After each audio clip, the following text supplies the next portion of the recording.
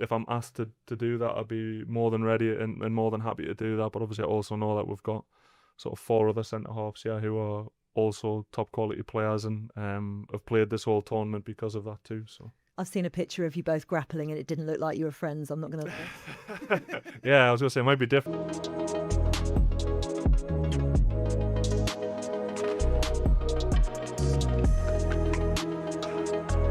Talk Sport.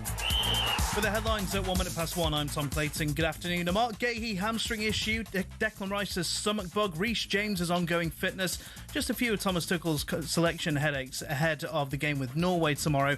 But Nicky Butt's told us he's not worried at all. When you've got 2 players like Bellingham and Kane firing like that, it can be very, very tough to stop. Another man who wishes he'd been firing all tournament is Bukayo Saka, but Sean Dyche reckons that Achilles injury isn't affecting him too much. Well, it seems they're managing his time, of course, and he's managing it, but equally it seems like he's delivering and he's getting fitter and stronger and sharper, which bodes well as the tournament goes on. Well, hopefully, as long as we can get through the next one, of course. That next one, as we know, Norway, 10 p.m. tomorrow, live on talkSPORT. Former Norwegian captain Stefan Johansson told us they have absolutely nothing to lose. We basically feel we got everything to win, you know. I think the main pressure is on England, so I think what's happened over the World Cup is just united the whole nation, and it's just good to see, you know, the spirit that the team and the results has made us. Now, is this World Cup going some to restoring Kylian Mbappe's footing in the mind of his critics? And for someone who's either the best player in the world or really close, he's not massively liked, is he? I think, you know, you look at the way his image has gone in the last couple of years, and like maybe the World Cup has changed that. European football expert Andy Brassel there. Mbappe's bagged 8 goals in the tournament so far as France have cruised to the semi-finals. Their opponent will be decided tonight when Spain face Belgium, live on talkSPORT. And in the next hour, British wildcard Arthur Ferry will take to the court at Wimbledon, vying for a place in his first Grand Slam final. Alexander Zverev stands in his way. We'll bring you live updates throughout the game. talkSPORT News. Nigel Farage says he's facing Trump-like scrutiny over his finances, and 4 British people are thought to have died in Spanish wildfires. Sinead has more in half an hour. talkSPORT weather with QuickFit. Heatwave outside, oven inside. Stay cool this summer with a free aircon check. Book online or visit your local QuickFit today.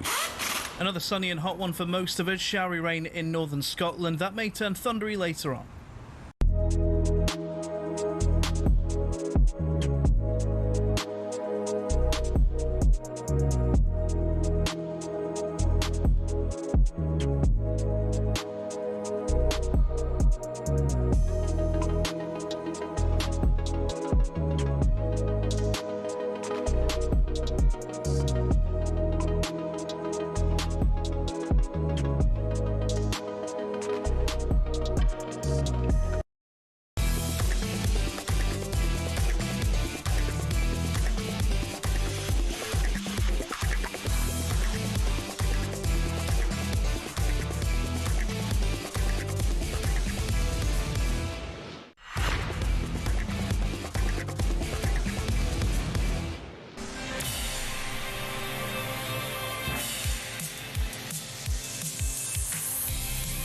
Good afternoon, everybody. You're listening to Jim White and Simon Jordan. We're live on talkSPORT.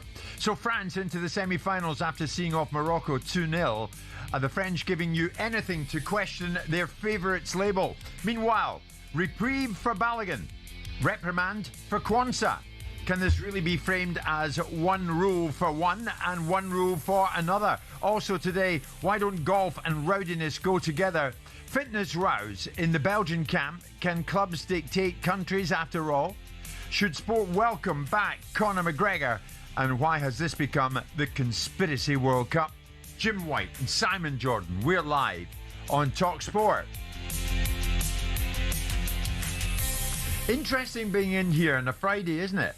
Yeah, something new for us, isn't it? Yeah, we've got used to Monday to Thursday, but now, because we're such good guys and the World Cup is ongoing, we've been asked to do a Friday as well, and we're doing it. And Friday afternoons to boot. Yes, yeah, but it's all right.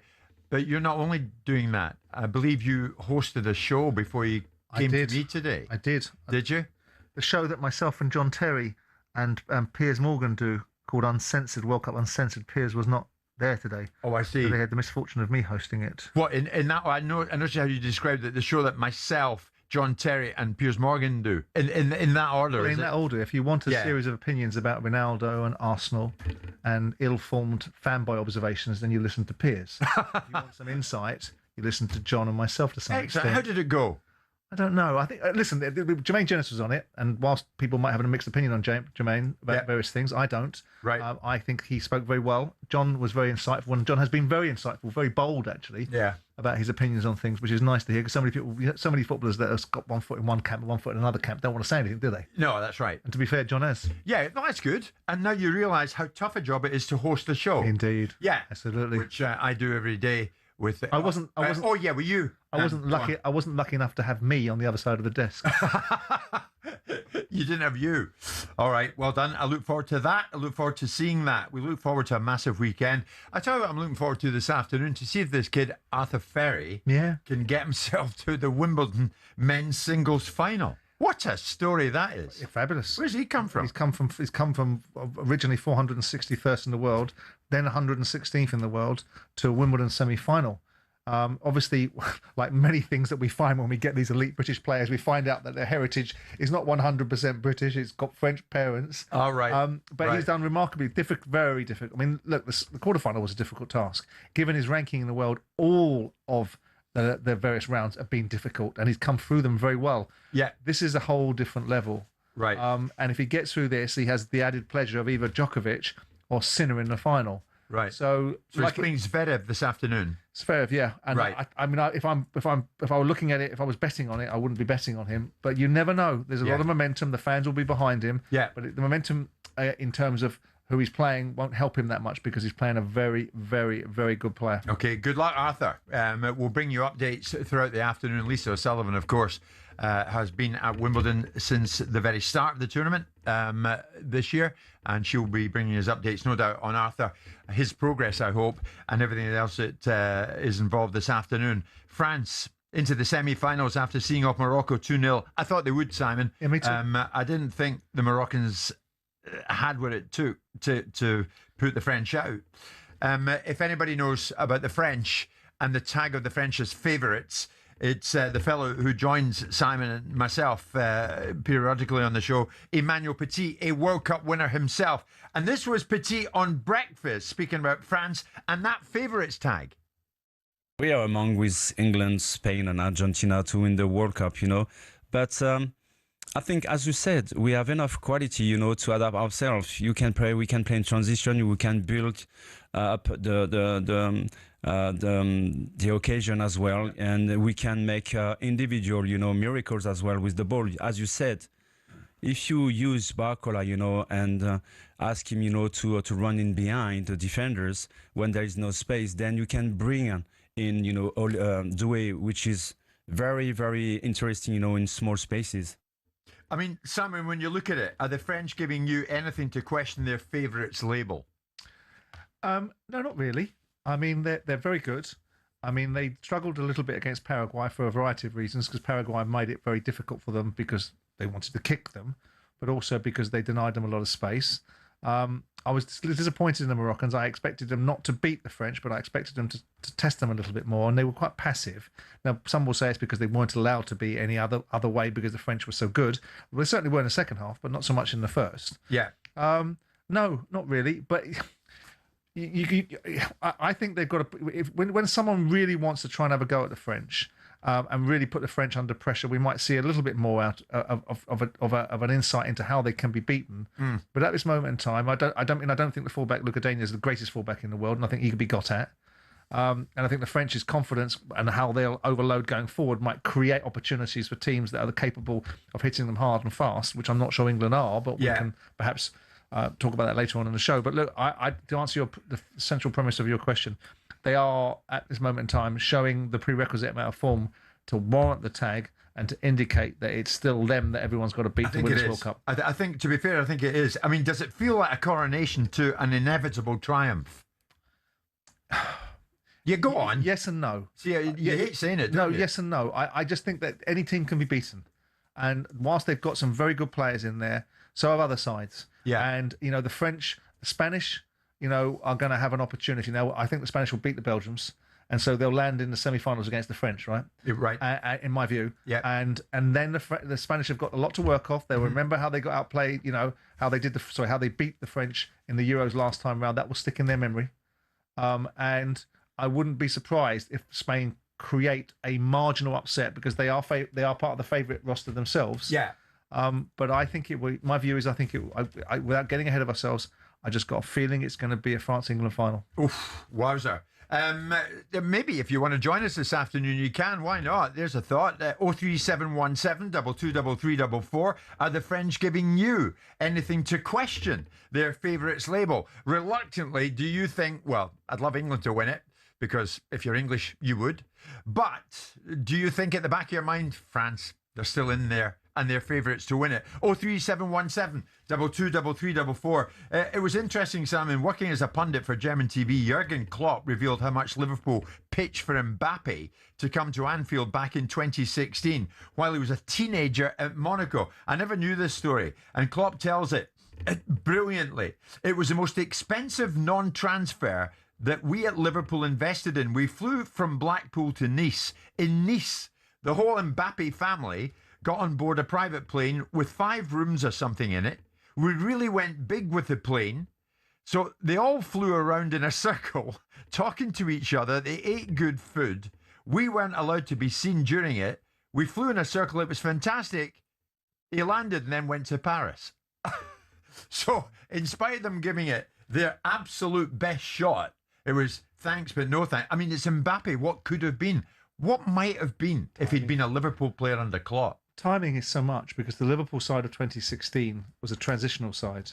I mean, Klopp had come in the October or something of that nature of 2015 when Brendan Rodgers had missed the opportunity to win the league 18 months previously, had struggled for a second season, was struggling through the season where he eventually lost his job. Klopp came in and Liverpool were not this irresistible. So when they were talking to Mbappé, if that's 2016, you weren't seeing the Liverpool version that Klopp created that went on to win things. What you saw was a Liverpool side that I think lost his first 3 finals or something of that nature, something of that order. Yeah. So you didn't see a Liverpool side that might have been such an irresistible proposition. In the mind's eye, legacy, because of the Keegans, the Sounesses, the Dalglishes, and all the elite players and elite managers that won things with Liverpool.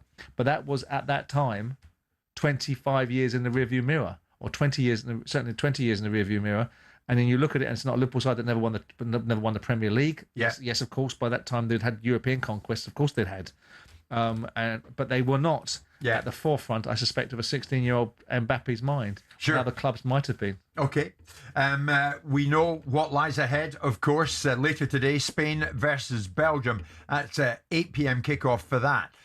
Live in talkSPORT. And tomorrow, Norway, England, 8 p.m. for that. Sunday, Argentina against Switzerland, 2 a.m. for that one. So in the small hours, early hours of the Monday morning, you can catch up with that. But my God, it gets serious now. The French, what do you think? Reluctantly, do you feel that this is a coronation to an inevitable triumph for the French, even though you dearly want England to win it? 03717 223344. And then on this, who says this World Cup was ever fair? Reprieve for Balogun, but reprimand for Kwanzaa. Yeah, how does that work out? We'll get into that next.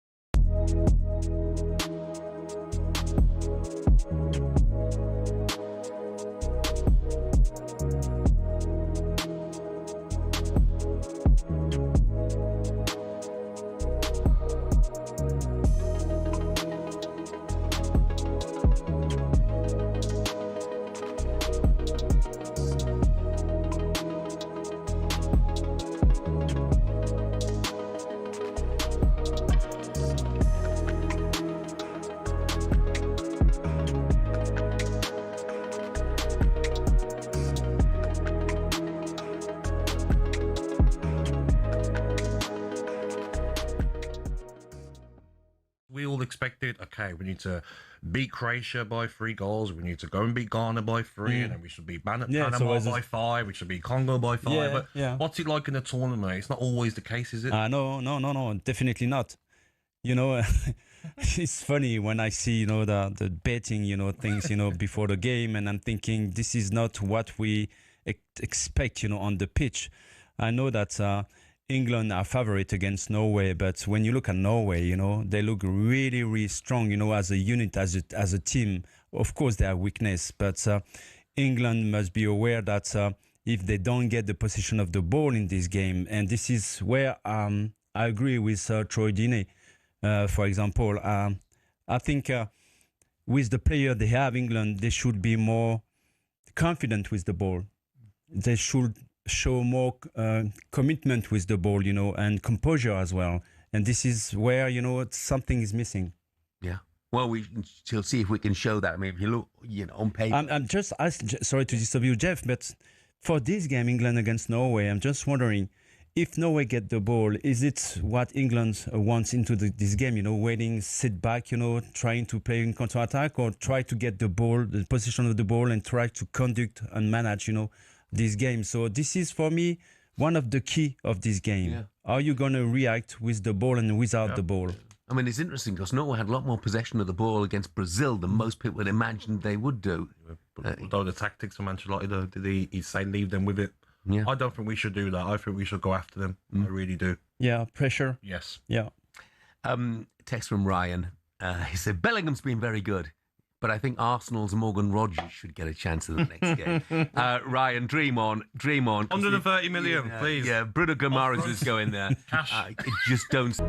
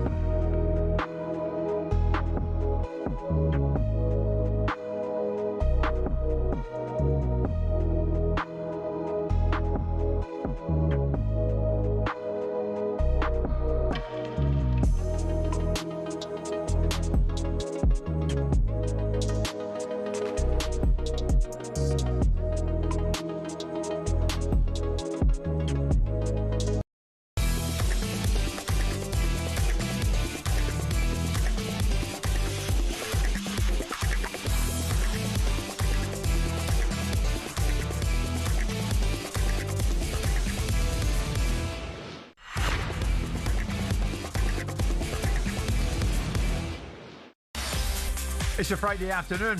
It's just gone at 1:20. You're listening to Jim White and Simon Jordan. We're live on talkSPORT in partnership with Toolstation. First stop, Toolstation. Next stop, Wimbledon. Massive afternoon at Wimbledon, the tennis. Semi-final afternoon. Here's Lisa.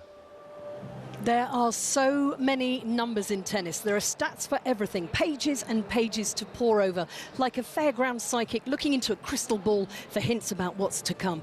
They are as useful to a point, and then they're not. After all, what's the point of watching sport if we know what's going to happen? My point being, ahead of the Wimbledon men's semi-final between Alexander Zverev and Arthur Ferry, all the numbers suggest a straight sets demolition job by the German, the second seed, chasing the Channel Slam after winning Roland Garros. But it's not as simple as that, is it? Ferry is literally the wild card who's made anything seem possible. He watched The Godfather ahead of his match with Flavio Cobolli and plans to watch the best of the trilogy, The Godfather 2, if he's a winner today. He'll have the crowd behind him here on centre court, but Alex Zverev needs to know it's not personal, it's strictly business. Fantastic, Lisa. Thank you very much indeed. Look forward to rejoining Lisa O'Sullivan at Wimbledon this afternoon as Ferry faces Alexander Zverev. Can he do it? Well, he's produced miracles to get himself into the position of doing it. That is for sure. I mean, he's come from nowhere, Simon. Who's to say he doesn't go further this afternoon and gets himself into the final? Anyway, it's a massive ask for the boy, and we're right across it here on talkSPORT. We've been right across everything that goes down in the World Cup while we were over in New York, and since we came back here. And since we came back here, has been quite remarkable, has it not? We saw a reprieve for Balogun, the USA player who was red carded in the game against Bosnia, but didn't have to sit out the following game against Belgium, and Belgium beat the USA. Balogun played from the start when he shouldn't have. But reprimand for Jarell Quansah. Quansah of England has seen his one-game ban extended to 2 matches following the red card he received against Mexico. FIFA rules do not allow teams to appeal against a red card, but talkSPORT understands concerns over the VAR process were raised to FIFA. The process was what the US honed in on when the Balogun ban was instead suspended. But for England and Quansah, the 2-match ban stands. As you might imagine, Simon, at the time, Tuchel was very upset about the red card decision alone. In the game, I never thought that VAR would get involved. In the game, it was not even given a foul. So the referee obviously also thought that it's a hard tackle, but it was okay for him to let it play. VAR came, made a decision, and then, like always, I just saw the still on the screen. When you see a still, then you know it's just, you cannot take decisions on a still in a football match. It's just not possible. And they did it, of course, against us. So Jarell is very upset, of course, and yeah. It's disappointing and the setback today, because we were good in the match. For me, not enough for VAR to overturn the decision, like the penalty, but okay, that's what it is. Simon, we've seen how this has played out. Balogun sent off, but gets the opportunity to play in the next match against Belgium. The Americans lose it, they're out. A call had gone in from Donald Trump to Gianni Infantino before that. Quansah sent off, 1-game ban extended to 2 matches, no calls made by anyone to anyone. No. This is one rule for one and one rule for another, isn't it?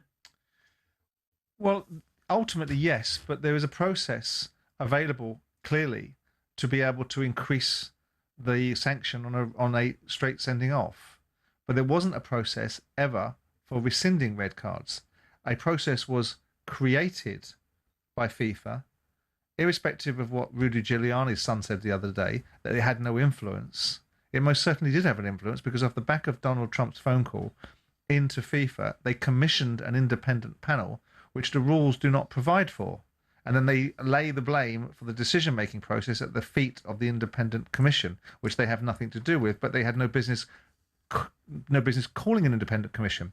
Now, it would appear that there's clarity around the ability to be able to increase a red card, but no clarity on why you shouldn't be able to have a rescinding of a red card.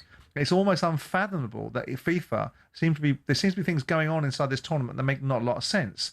Players are going to get banned or potentially out. We've got 4 England players on yellow cards going into this game on the weekend. Yeah. If one of them gets another one, they're out of the semi-final. Right. You would have thought that at some point there's a situation where the yellow cards get wiped out, because surely the broadcasters and the tournament itself don't want the best players out of a tournament because of a rule that should actually eradicate yellow cards at a certain stage in the tournament.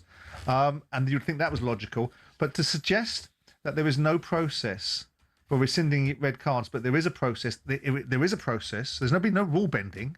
There is a process available to extend. So it almost makes it. Why would you want that to be the case? Why would FIFA have introduced a rule that doesn't allow reviewing red cards for any other way?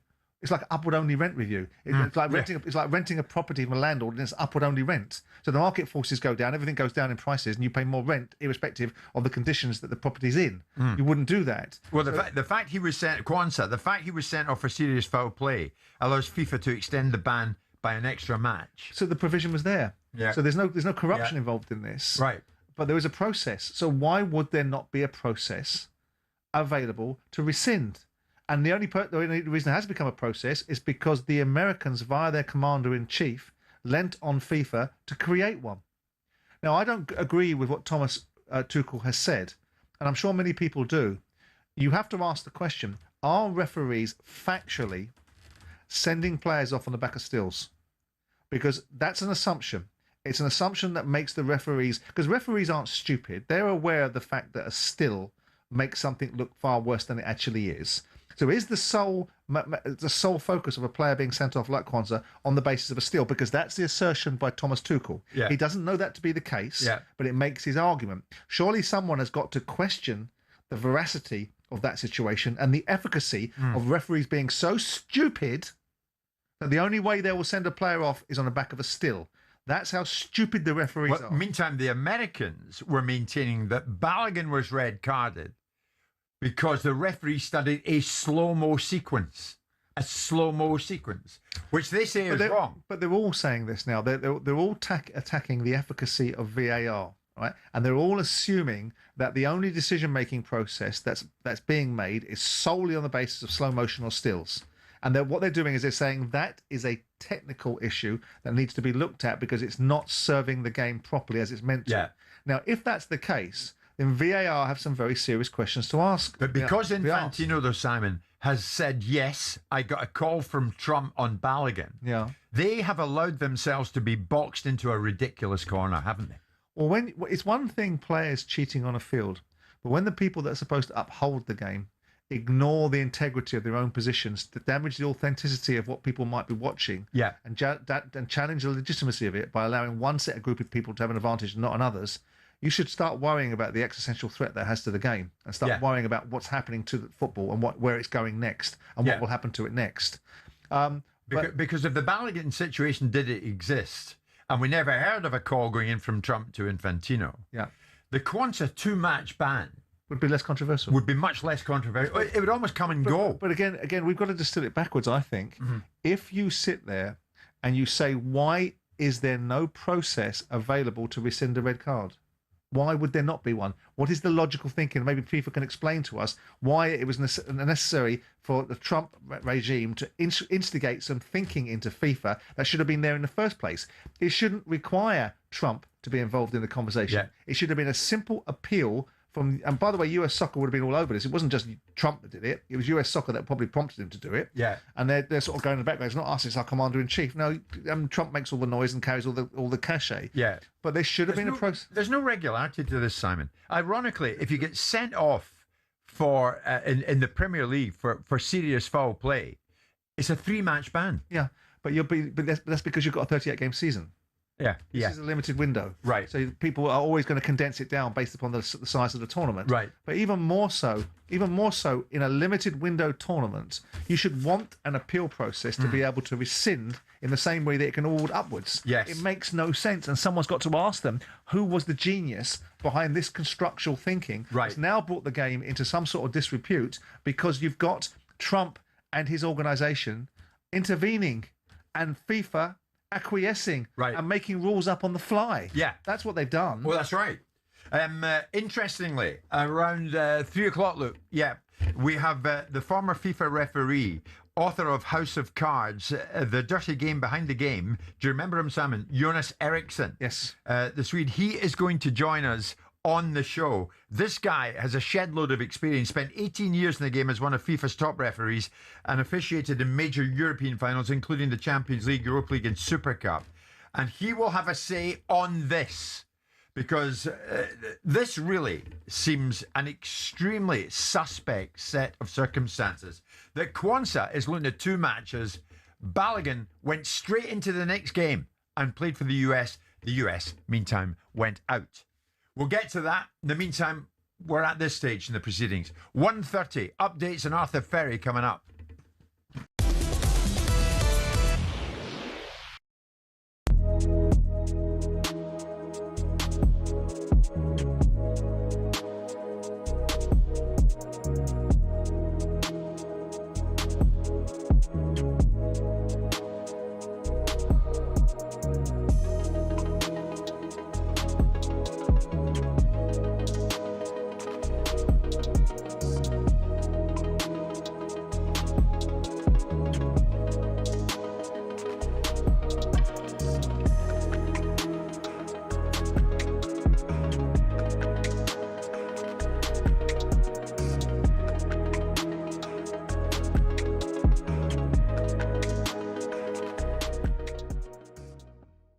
Are France that good, or have they been tested yet? I think probably a little bit of both. I think they are that good. I think they are, because they showed second half what they can do in tight spaces and there. But I think there needs to be a moment where they will inevitably come up, probably against Spain, hopefully against England, where with their teams, more danger lies ahead. But they kind of, I think it was quite simple for France. Mate, they're coasting to the semi-final of the World Cup. Yeah. Well, they're a good side though. They're a good side. They've got the best player in the world. Do you know what I like about France? And it's a bit of a throwback. The forwards, when they get the ball, you see a lot of players, number 10s or midfielders, they'll get it and they'll pass it out wide and they'll come back and they'll go out the other side and then you might try and get to the byline. When France win the ball, they stick it into the front three or front four and they run at you like through the middle of the park. And they just drive with the ball, a bit like what Gaza used to do. And then the game just opens up. And you're looking at it going, as a defender, I'm watching the Moroccans, they're going, how do you defend that? Well, you've got 3 people running off the ball, and then you've got the player with the ball running at you, straight at you. The second goal they score is just like them just going, well I'm just going to run through you. Well, it was 2-0. Hard to defend again. It could have been 4 if Mbappé scores that. JP had a chance at the end there, and brilliant, gets on his left foot and then scuffs his shot. And in the end, it was comfortable for France. They really didn't break a sweat. I don't remember their keeper having anything to do at all. There might have been a couple of crosses. I don't remember it. But, yeah, they're that good, mate. And I think they've got a little bit of a fear factor about them because everyone knows how good they are going forward. You cannot allow their 2 wide men to run it at full-back 1v1. You can't allow Elise to get on the turn, even in tight areas.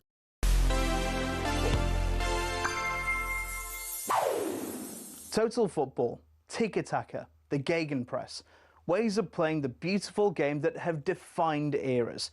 They're all, of course, team styles, but there's one player who invented an individual position which no one else has been able to play since. A man by the name of Franz Beckenbauer. His role became known as libero, which means free in Italian, because there was a similar position well used in Italy in the late 50s and early 60s. But he refined it and made it his own. Now, when I say he was a sweeper, you're picturing him marauding in front of the backline. But Beckenbauer covered the entire pitch. He was like Alan Hansen, Claude Makelele and Paul Scholes, all in one. Despite his success at club level, though, Beckenbauer was told to play as a more traditional centre-back by the West Germany manager Helmut Schön at the 1966 and 70 World Cups. After years of begging to be set free, Schön relented, and in 1974, Beckenbauer had the tournament of a lifetime. His libero role was put to the test when he came across this lot in the final with their total football. West Germany won, and Beckenbauer had this moment of pure joy. His style hasn't been replicated since. Players have tried, but it's testament to just how good he was that no one's even come close.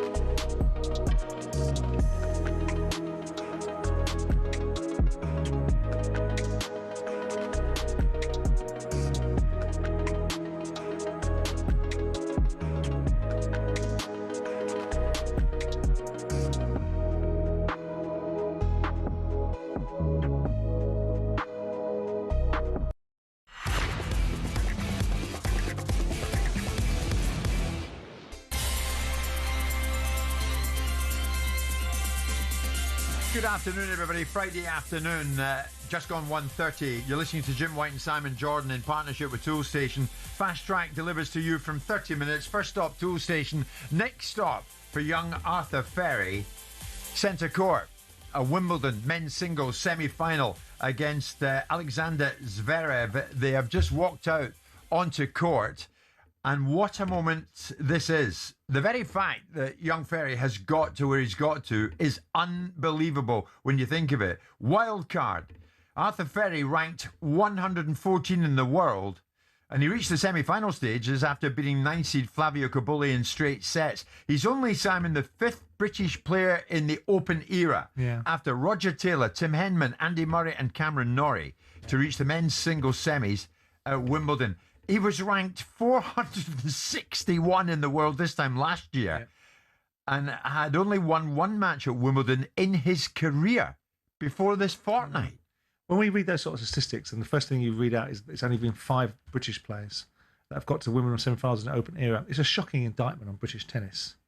When you look at it, and you look at countries that shouldn't have any reason or rhyme to have champions, whether it be Switzerland with Roger Federer, or it be other countries where you've seen Goran Ivanovic that came from Croatia, and other countries that have got no bigger populations, no right to have no different geography, to have better outcomes. So it's a shocking indictment. For him, it's a great achievement. I mean, it's interesting when you hear Novak Djokovic talk on Wednesday when he's beaten the kid that he was beating, the Canadian seeded player. Seeded, I think it was seeded higher than Djokovic, beat him in 5.5 hours. And he said, "How do you feel about semi-finals?" It's another semi-final. I've had plenty of them. It's another semi-final, another day's work. And we will be obviously making a big deal out of this young man getting to semi-final. We've seen it before with Emma Raducanu, who went on to win a slam, an equally as difficult a slam in the US Open. I mean, he has a puncher's chance, this kid, but not little more than that. He needs to be absolutely firing on every cylinder, making very few unforced errors, serving big, and wait for the number 2 seed to be off his game. And then if the crowd can play a factor and they can get him wobbling. And they will. They may do. I mean, the Wimbledon crowd are pretty fair. I mean, there's only a few instances. I mean, Djokovic used to be on the receiving end of it. He used to get quite cross about the patronage towards Federer and other players, whether it was Nadal, where they went with someone they liked better. And Djokovic was always, he's now the elder statesman. The crowd have gone with him in lots of different scenarios. They'll be with him. If I can never pronounce these people's names. Every time I try and pronounce someone's name. Ivanisevic. No. The player that Ferry's playing this afternoon. Zverev. Zverev. You know, he will be. He's a very, very good player, and so he will be conditioned to these environments, and it's going to be a very, very tough ask. And he needs to be 15-20% off his game. And Ferry needs to be hitting for the bleachers from dawn till dusk to win this semi-final. Well, I mean, as we said, he's only the 5th Brit in the Open era to reach the men's singles semi-finals at Wimbledon, and that is an indictment in itself. But did British tennis need a moment like this? Because it's been long enough in coming. Well, we've had lots of... Murray's gone. Well, Jack Draper is the great hope, and a very good player he is indeed. But physically, he's back. He'll be back in playing, and unfortunately for him, he's not. He's missed the last 2 slams of the year, so maybe he's trying to prepare a bid for the US Open, where he did quite well last time out, or the time before last.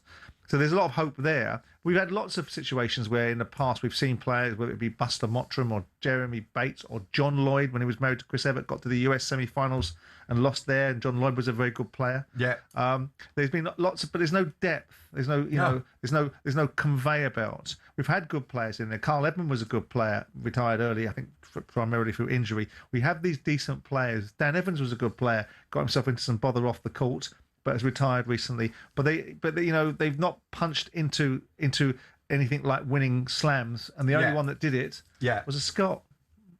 How'd you like that? There you go. There's onions for you. Good luck, Arthur Ferry. We'll keep you updated. Lisa's down there courtside, so she will keep us updated on how Arthur Ferry progresses against Alexander Zverev. It's a huge ask, but the prize is enormous. A place in the men's singles final. Young Arthur, go for it, mate. We're all with you. Simon, elsewhere at Wimbledon, Ukrainian semi-finalists Marta Kostyuk this week responded to the decision of the IOC to lift the ban on the Russian Olympic Committee, paving the way for a return at the LA Games in 2028. It should be noted, Marta Kostyuk's parents live in Kiev, in Ukraine. She doesn't shake hands, Marta, with her Russian and Belarusian opponents. And this was her on the IOC lifting the ban on the Russians. My thoughts are that it's terrible, and I think it's very, very far from fair play for all the countries involved here, and not just for Ukraine. And I 100% don't agree with this decision, but I feel like a lot of people spoke out on this issue, and they obviously don't agree as well. I don't think anything is going to change. I just want to go out there and hopefully beat every single Russian I play in Olympics, and that's it. This is the other side of the story, Simon, isn't it? Yeah. Marta herself brings us the other side of this story. The IOC can do what they want. The bottom line is Marta's parents reside in Kiev, which is still under fire on a regular basis from the Russians. And Marta's parents, as is everybody in Kiev, are in danger. And now the IOC... But she's not at danger from a Russian tennis player, is she? She's at danger from a Russian regime that Russian tennis player may never have any relationship with or support him whatsoever. But how do you feel about her refusing to shake hands with the Russian and Belarusian opponent? I think that's a prerogative, entirely understandable. I'm not entirely sure that I concur with her view that it's not fair sporting wise. It's not fair that Russia have annexed the Crimea. It's not fair that they've invaded Ukraine. It's not fair that the Saudi Arabians are dropping bombs on Yemen. It's not fair that lots of countries are doing lots of different things. And I don't like to just indulge in whataboutery as an argument. It goes to the premise of me wanting always to keep geopolitics out of sport, because it serves nobody any good. It doesn't achieve anything. It creates division where sport is supposed to unify. I don't suppose, are any of these Russian athletes that are now either being allowed back in or not allowed in, standing up and speaking out in favour of the Russian regime and wanting it to be successful in its plight and plundering of Ukraine? I don't know if they are. I remember, as you know, I was very friendly with Victoria Azarenka. She was a Belarusian. The nature of the Belarusian-Russian relationship with the Russians created her a situation with Wimbledon. Yeah. And she had a whole raft of challenges with Ukrainian athletes that took great exception, and the crowd took great exception to her. And she had no empathy. The only thing that she had, which was immutable, was a passport. I get it. They're caught up in it. I get that. They're caught up in it. So you're taking... But it's inevitable they're caught up in it. Well, of course, that is why you are allowed to have your opinion on it. That's why the Ukrainian athletes are allowed to have their opinion. And their opinion is such, because it's very easy to sit there with an opinion that doesn't involve you having any skin in the game, because you haven't got your family having bombs rain down on the town that you're living in, and friends and family members in the way of such terrible circumstances. But that really does have very little to do with sports.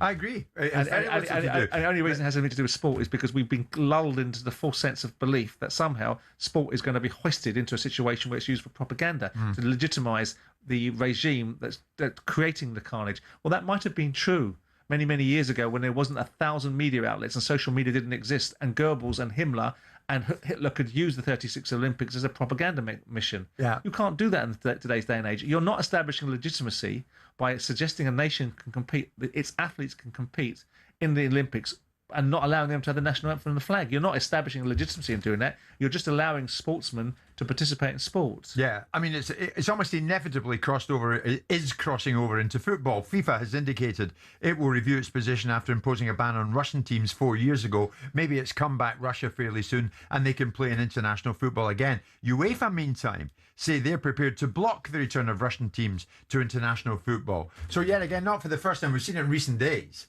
FIFA and UEFA coming at things from different standpoints. Well, I don't know whether that's a contrived set of circumstances. A bit like when Nicola Sturgeon was in government of the SNP, and all she ever wanted to do was the polar opposite of what Westminster did. Whatever Westminster's policy was, she'd do the polar opposite, because it created that distinction. Now, I'm not suggesting it's as small-minded as that, but there has to be, first of all, what was the reason the real reason for excluding Russian athletes or Russian teams from sporting events? And if that real reason sat with real validity and veracity, and some people will say it does, then why would you reverse out of it? Yeah. What has changed? Yes. Is there not still something going on that people find unacceptable? Is there not still an invasion of the Ukraine? Is there not still a war? But then again, you have to have an even-handed approach. You have to have an even-handed approach to the Israel-Palestine conflict. You have to have a situation between the Saudis and the Yemens. You have to look at African countries where there's been genocides going on. You have to look at a whole raft of things. That is why you have to try to separate sport and politics. It's impossible though, Simon, isn't it? What's changed? This is what's changed. An organisation like the IOC lifting the ban on the Russian Olympic Committee. I hear that. Paving the way for the Russians to return. What is the basis of their change? The reasons why, I mean, I remember talking to Sebastian Coe about this, and I think he would have stayed with the ban. And I remember him talking about the gender identification situation. He was basically very clear on the transgender issue about transgender athletes competing under the auspice of the IOC in the female category. Yet the IOC's current regime, which has just been reversed out of, allowed that. That's why we had the Imam Khalif circumstances back in the last Olympics. So what has changed? We know what's changed in the court of public opinion about the Equality Act and sex matters in terms of the qualification of sexes. So we know that it's now lawful to identify as the sex that you are, rather than identifying to whatever you want to identify as. But the bottom line of sex is that the biological sex is a determining factor. But that wasn't the IOC's position, so something shifted them from it. So I asked the question again. In this issue, why have they shifted their position? What is their material gain? If anything, the IOC have more reason to ban the Russians because of state-sponsored doping in the past. So it's not only are they an aggressive force for not for good in the world of the Europeans and the worldwide order, they are also inveterate cheats in sporting. But the IOC are the one regime that are going, actually, the Russians can come back in. All's forgiven. It makes no sense. So there has to be a bigger reason behind it. Was it ever viable to ban them in the first place? Well, they did. Because they did, but ad infinitum. Because who knows when an invasion comes to an end? Who knows when a war comes to an end? As Trump is experiencing with Iran. But that is why it's better to keep politics out of sport, because politics is about a very different set of agendas than sport is. Politics utilises the geopolitical opportunities that sport provides to impart messages to its electorate or to create outcomes that are about influence through sport rather than the betterment of sport. Right, what should happen next then? The IOC are lifting their ban on Russians to return to the LA Games in 2028. Should football do the same? Should England play Russia anytime soon? I can understand both sides of the argument, but I would suspect that I don't think they should be banned. I don't think sport has anything to do with politics. It has nothing to do with the legitimacy. No one in the world order thinks that because a Russian is playing at Wimbledon, it suddenly legitimises the Russian Empire. And sometime soon, then you'd be happy enough if Russia played England in Moscow that Putin shakes the hand of Harry Kane. Not particularly, but then again, why would we have a politician? You can allow the Russian athletes to be inside a stadium playing for the pure benefit of sport. But he wouldn't make political gain out of it, would he? Who's he making a political gain with? The people that are already vilifying him. If we're sitting here saying politics and sport shouldn't be intertwined, why would Putin be anywhere near the sport? Then don't allow the politicians anywhere near it. He's not going to be hosting you don't have to have Putin in your country. I mean, I don't suppose Putin is a welcome guest anyway. When was the last time he went to the UK? When was the last time he went to the US? He's not a welcome visitor there, is he? No. He's not going there. The only time you get to see Putin is when Putin is either in Russia or there is some form of conference that he is rocked up at. And how about stop the invasion? Maybe we might then consider having you back. But we're not going to stop it by not allowing Russian sports people to be playing in sporting events. We're going to stop it by something different. So then why don't we stop other countries doing other things then? Why do we pick and choose the wars that we are happy with, that we will object against, rather than saying any aggressor of any shape or form, immediately the first default position is we stop their sports stars? I mean, it's ridiculous. It is ridiculous. What about UEFA blocking FIFA? Is that going to come into play anytime soon? FIFA saying, no, we might relax our position that has been imposed on the Russians, and UEFA saying, no, we're not having that. Well, we're not going in that direction, and we oppose what you're saying. When you say UEFA blocking FIFA, is there mileage in that? You mean UEFA doing something different to FIFA, right? Or UEFA suggesting to the European teams you can't participate in FIFA-based tournaments if you adopt this? Yeah, no Russian teams in the Champions League. Well, that's a European competition. So if you were to say, if UEFA would say we're not going to have European teams playing in the World Club Championships, a FIFA World Club Championships, and the Russian team is in there, then that would be a fascinating argument to be had. I suspect FIFA would win the argument. Yeah. All right, we'll keep an eye on it. But the IOC at this stage lifting the ban on the Russians, which paves a way for a return for them to the Los Angeles Games in 2028. We are live this Friday afternoon and a lot to bring you. We're in partnership with Toolstation. Fast Track delivers to you from 30 minutes. First stop, Toolstation.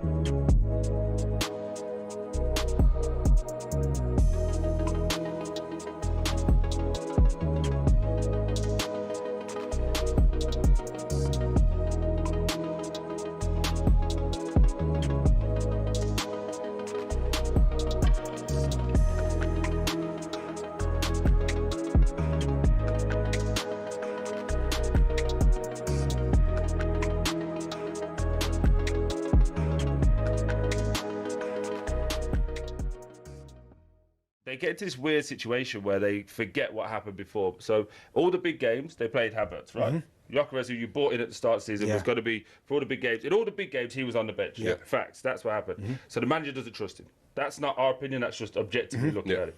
Havertz gets injured quite a lot, unfortunately.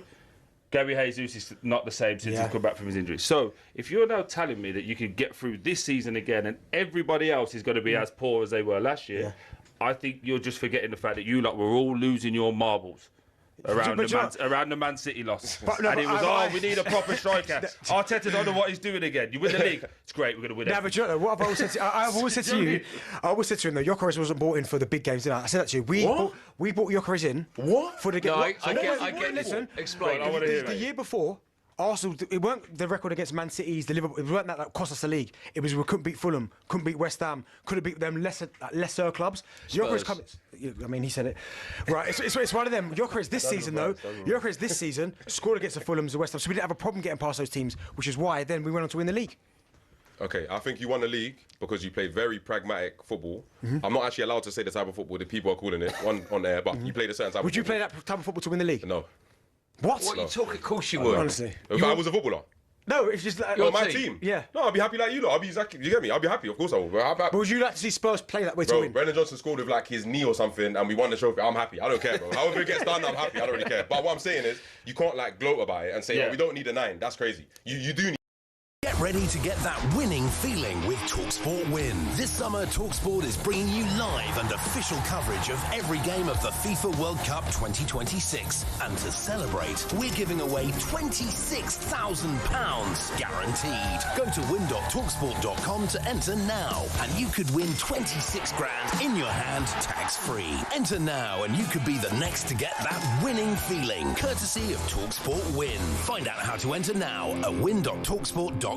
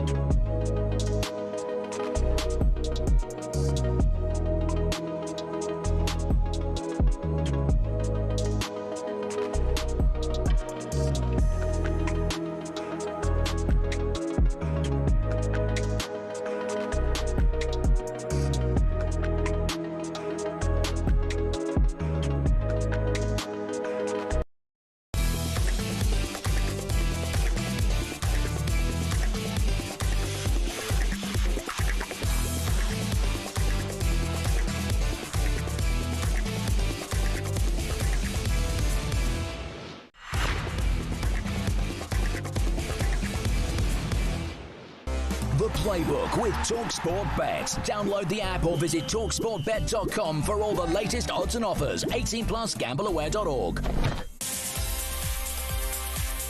Here we go. He's back from Birmingham, back down with us in London. talkSPORT Bet and their ambassador, Ryan Douglas, is with us. Ryan, good afternoon. Good afternoon. How are you? You all right? I'm good, mate. I'm good.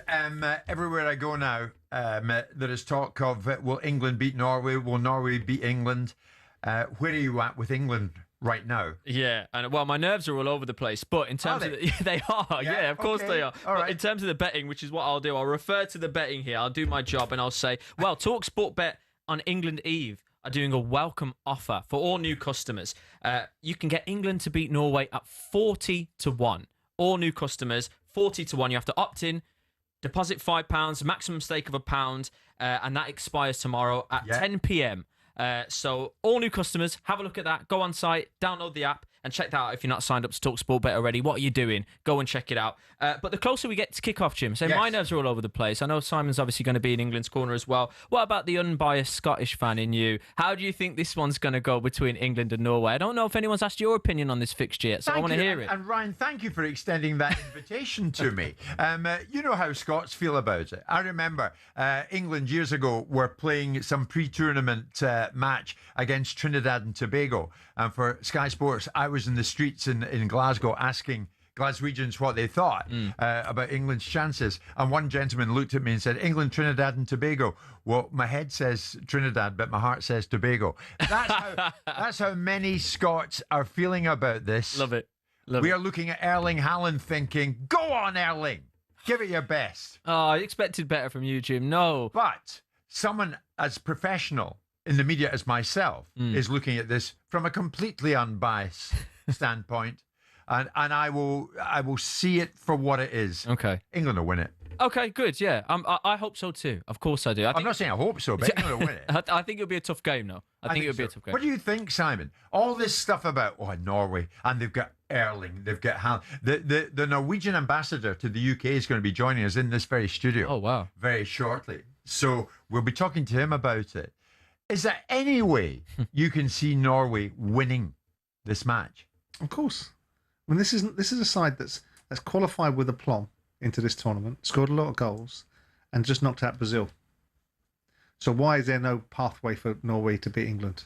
Yeah. If England, they've got 4 players on yellow cards, if one of them gets sent off or gets himself in a situation or has to be taken off because they're jeopardising, they're protecting him, or if Guehi's not fit as is led to believe, if the right-back situation creates itself a problem, England are not that good enough a side to say that it's a given.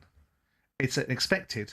It's expected to England to win. If they don't win, I will say to you that it's an abject failure on Thomas Tuchel's part, because he wasn't brought in to this tournament to lose to Norway, irrespective of what Norway represent or don't represent. So it would be unacceptable to me. To me, yeah. I'm not trying to be binary or reactionary or sensational about it. I think that his whole purpose in life was to do better than Southgate. And if he doesn't beat Norway, the team hasn't played well. We played well in one game for 20 minutes against the Croatians, and we battled hard and we put our bodies on the line against the Mexicans and went into the Azteca and defied all the myth and all the history and beat a poor Mexican side 3-2. Right, and we did well to do it, right? But that's the truth of the matter. Yeah. So if he gets knocked out against Norway, he's failed. The team hasn't played well. It's been Southgate in some of his performances. It did no better than Southgate. So people like me are going to look stupid because we've advocated for an elite manager that's going to make a difference at those elite moments. So if and when he beats Norway, you need to apologise to Gareth live. Well, it would just be that the fact of the matter is that you have to look in a different direction and wonder why the players haven't been good enough alongside the management. It can't just be the managers. But if he does get past Norway, which I anticipate they will, and they get into the semi-finals against the Argentinians, which I anticipate they will do that too. Right. That in that game you'll see the stripes of Thomas Tuchel. That's when you judge Tuchel. That's when Tuchel becomes into the situation. Of course, the final there and afterwards. All right. Okay. Well, that's still to come. I mean, we still got England, Norway to come. Kane and Bellingham, where are you taking us, Ryan? Yeah, I mean, if England get through, these two will probably have something to do with it. I mean, I, like the rest of the nation, have watched these two excel in the competition. Lucky enough to be in Jersey City, watched them two. Both of them score against Paraguay. talkSPORT Bet have super boosted, and it'll be live tomorrow morning. Both of them to have a shot on target. That's gone from odds on all the way to 5 to 4. But the question with these two, the other 8, well, there was 8 other players in that side that play in the Premier League, right? And then Quansah, who obviously doesn't, but he'll miss this game. Yeah. These two play in a different league. Is it a lazy observation, Simon, to say that the fact they're not in the Premier League has perhaps elevated their game? Probably given them more opportunities because you've seen it in the same way that other players developed. You saw Jude Bellingham decide to go to Germany. You saw Jadon Sancho, who I'm no fan of, but his game went up a notch because he went to Germany and played there, came back and didn't do particularly well in English football. Right. And we've seen examples of what is interesting is that English players are more susceptible to going abroad and plying the trade. Once upon a time when Kevin Keegan went to Hamburg in 1977 or whenever it was an absolute revelation. Then you saw Tony Woodcock do it, go to Cologne and people like that. Yeah. And now it's become a bit more of a de rigueur, and also young players. Does it give them a better advantage? Not really. No, I think the fierce is the most competitive. I think Jude's a better player for playing at Real Madrid. Well, Real Madrid is an exceptional circumstance, but I'm not. We don't want. We weren't necessarily talking about him. We were talking about Quansah. Yeah. But the bottom line is that Real Madrid, anybody that's good enough to go for Real Madrid, is at the top of their trade anyway. Yeah, but I know where Ryan's going with it, and I like it. Kane was brilliant at Tottenham, Simon. He's been a revelation at Bayern Munich. Yeah, but he's gone to the best team in German football that won it every single year until we got there. And then the first year he was there, didn't win it. He's excelling at Bayern Munich. But he's excelling because they've got look at the players they've got, and look at the league that they're playing in, and look at the fact that Bayern Munich have done wonderfully well. Sure. So you have to give them all the plaudits in the world. Absolutely. Right. Penalties. Are you indulging in the thought that this might come to penalties? Ryan? Sharp intake of breath now for all the White and Jordan listeners and watchers. Yeah, I mean, you have to think about it because we're in that stage, aren't we? It's knockout competition. 9-1 for penalties. For either side, that is, to win on penalties. It's 9-1 in true 50-50 fashion. I know the observation again has been made, Tuchel.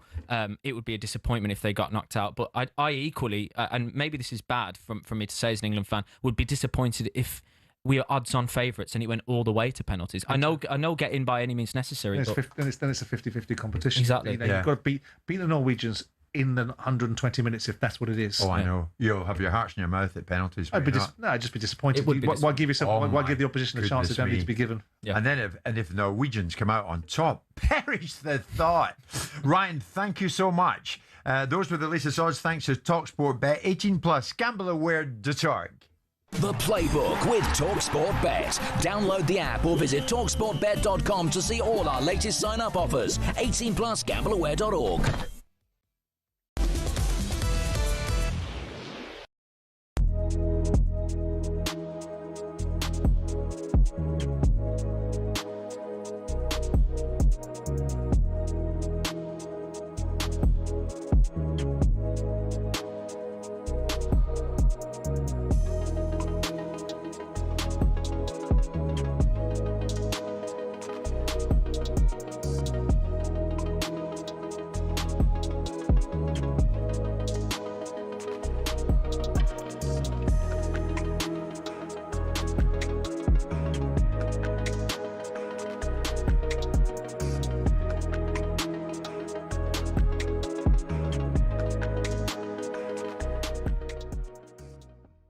Go to Ben. He's Arsenal fan. All right, Ben? Benny boy. How you doing? You all right? I'm all right, Ben. We've got to do this quarter-final 11. Let's get it going. Come on. All right. I've got the Spanish flamenco dance on the wing. Like around defence. Their foot tapping all dazzle their defence and send them sideways. Yeah, the old flamenco dance. And Dance a little maverick on the wing. Little maverick on the wing. Like a flamenco dance. Yeah. What do they call it? Is it flamenco or is it what is it? Flamenco. Madame won't wait for you. Flamenco. It's a flamenco. Yeah. Flamenco. Yeah. Yeah. Yeah. Yeah. Yeah. Yeah. Yeah. Yeah. Yeah. Yeah. Yeah. Do you know you're iconic now, Ben?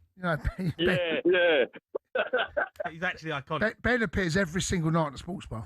Every night. Doesn't he? Without foul. Yeah. Yeah. Been over a year. It's been a year. All right, look, the flamenco dancer on the wing. Yeah. Okay, dancing about. Bit of maverick in there. All right, let's go to Dave. He's a Sunderland fan. Dave? All right, Dave-o. Hello, boys. How you doing? I'm all right, Dave. How are you? Yeah. Good. So I'm getting in early with a representative from England who I think can be our captain. Okay. And it's St. George himself. Mm-hmm. So he's a leader, warrior. He's up for a battle. He'll put the opposition to the sword. Mm. And I think we can play him on the wing. No, he don't feel like a winger, mate. Killed a dragon. Like centre half. Killed a dragon, didn't he? Reason being, he's got a good cross, hasn't he, St. George? Okay. No, I feel like as a person, like St. George feels like a centre half. He feels like a Bobby Moore. Do you know what I mean? Fair enough.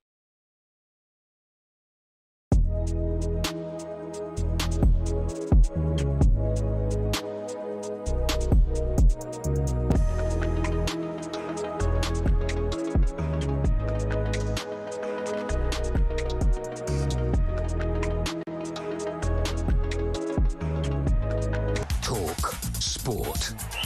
With the headlines at 4 minutes past 2 on Tom Clayton. Good afternoon. We'll head to the World Cup in a moment, but first to SW19, where British wildcard Arthur Ferry is in the semi-finals against Alexander Zverev. Watching for us is Lisa O'Sullivan.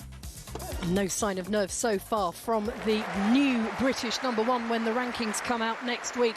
He has been broken once in this set by Alexander Zverev, but broke straight back and is now serving with the advantage 2-3 in the first set. Thanks, Lisa. Now, we're still not sure of England's full availability ahead of Norway tomorrow night. Gahey's got a hamstring issue, Declan Rice has a stomach bug, and who knows what's happening with Reece James. On Gahey, Steve Bruce has told us who he'd go with if he's not available. They're the big calls that the manager has to make. I wouldn't like to make it, I have to tell you, but for me, it would probably, if Stones is right, then I'd pick John Stones. Meanwhile, after last night's cruise control win over Morocco, are France now nailed on to lift the trophy in just over a week? Simon Jordan gave us his thoughts. I wouldn't be surprised if Spain create a marginal upset because they are part of the favourite roster themselves. Yeah. But I think it will. My view is, I think it. Without getting ahead of ourselves, I just got a feeling it's going to be a France-England final. Elsewhere today, a coroner's ruled that Nobby Stiles' death should be the subject of a full inquest. He died with CTE in 2020, and his family have campaigned for a full investigation since. And Manchester City will sell £10 tickets to local residents around the Etihad from next season. Between 100 and 500 tickets will be available, starting with their Premier League opener against Bournemouth. Get more at talksport.com. talkSPORT News. 4 Brits are thought to be among at least 11 people killed in a wildfire in southern Spain, and a hosepipe ban will kick in tomorrow for millions of people in the east of England. Sinead has more in half an hour.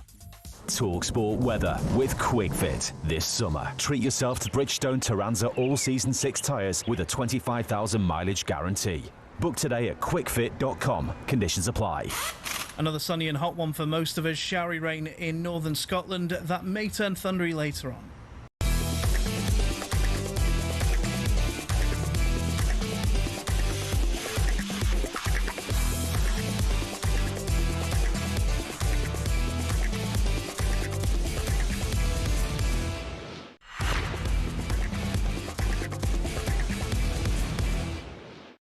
Full debrief on talkSPORT with Toolstation.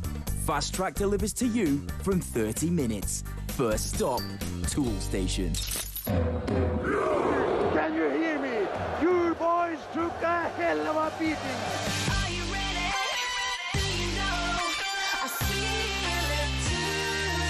England have beaten Mexico in the Azteca. They've now got Norway in Miami in the quarterfinals. Bellingham again, and he scored again! It's 2 in a minute! Are you ready? 2 in the middle now, swept in towards Haaland! Erling Haaland, you beauty! To score 7 goals for Norway in the World Cup is quite special. Beware England, beware Erling Haaland. Kane on the turn! Oh, what a goal! Unbelievable support! We will go now full steam ahead to keep pushing and stay in the tournament. Oh, yeah. It all goes down tomorrow night, live on talkSPORT from Miami, 10 p.m. UK time. England and Norway go head-to-head in the World Cup quarterfinals. My God, what an occasion that is going to be. talkSPORT all over it, as we have been since the first ball of the first game was kicked. Massive game, not least for Norway as well. I mean, could they ever have imagined being in the tournament at this stage with a place in the semi-finals, the prize?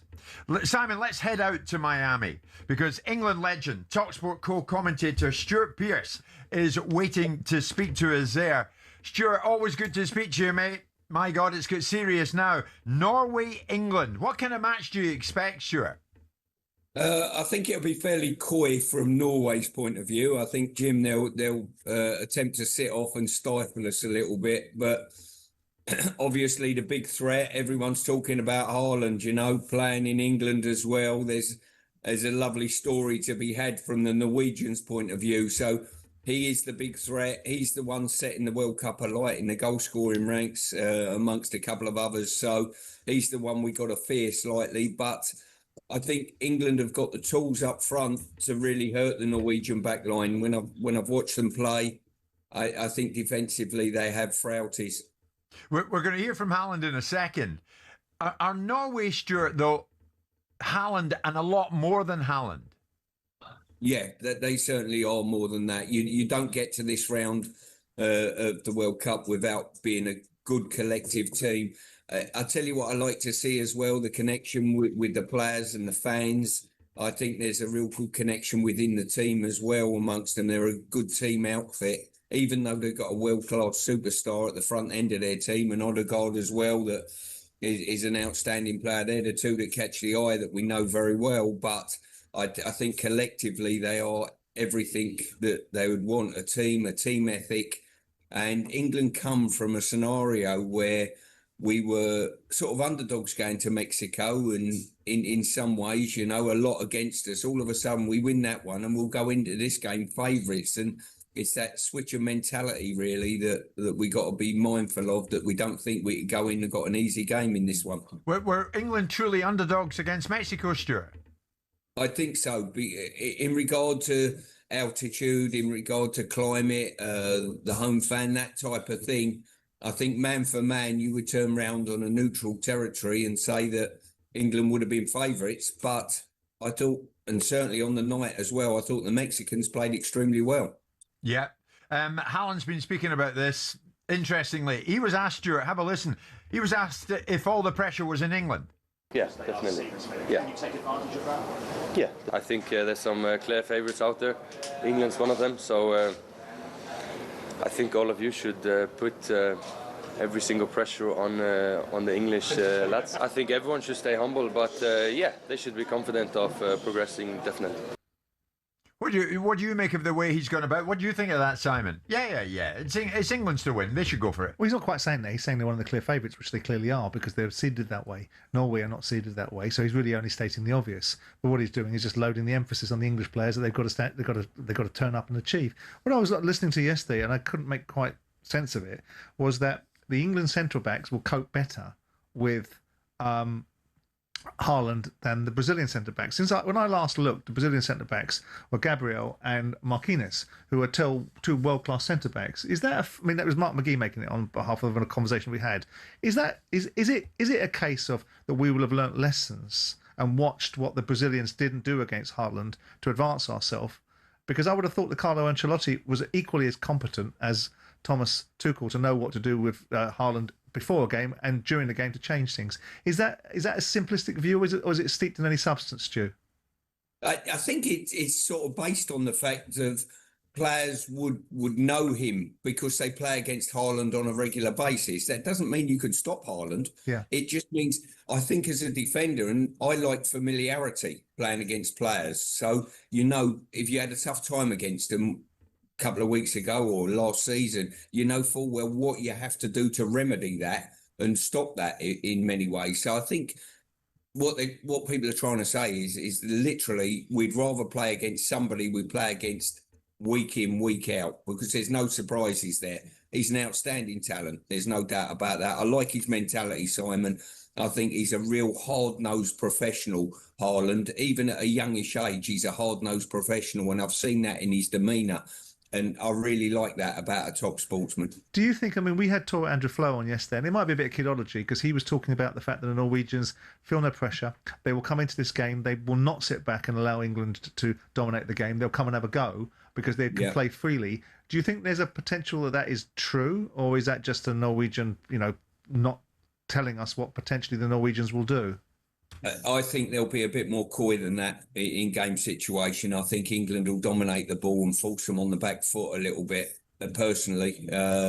So I can't see them coming out and playing. If they do and take us on toe-to-toe, I'll take that all day long because I think we'll be better than they are.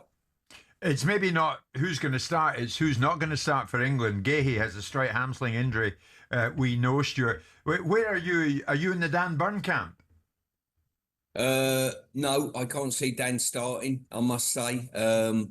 I think we got a question mark on Reece James. If Reece James is fit, I would start him, only if he's fit. And then I'd probably run out Konsa and Gahey if they're fit. If we lose Gahey, then I'd probably err with John Stones, I've got to say. And Konsa as the central defensive partnership. There is the option as well, Konsa going to right back, Stones and Gahey if they're fully fit, playing as a partnership. So, but I'll be surprised if Dan Burn starts the game. I've got to say, I thought he done what he had to do in Mexico, done really well in a defensive situation, but I can't see him starting, I've got to say, Jim. Stuart, before you leave us, Simon, I don't think I'm misquoting you. You said if England go out to Norway, it would equal abject failure. Because I think that you can't want, short of Switzerland, who do you want in the quarter-final? Put Haaland to one side. Every team's got good players. You've got Norway in the quarter-finals of the World Cup. Thomas Tuchel was brought in to emulate Gareth Southgate. I have been critical of Gareth Southgate's ability to get across the line and called for an elite manager to make elite decisions. Yeah. And if he doesn't achieve better than Gareth and he goes out against Norway, I think that's a failure. Would you agree with that, Stuart? Yes, I think I would. I mean, before the tournament, when asked, did I think England could win it? I said no. I thought they were sealing out around the semi-final stage.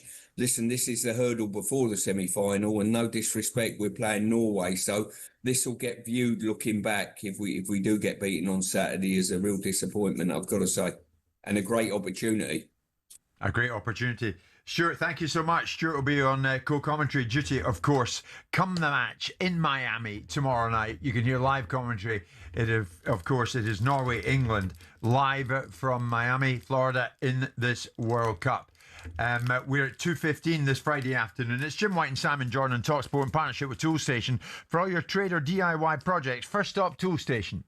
Football debrief on talkSPORT with Toolstation. Fast Track delivers to you from 30 minutes. First stop, Toolstation.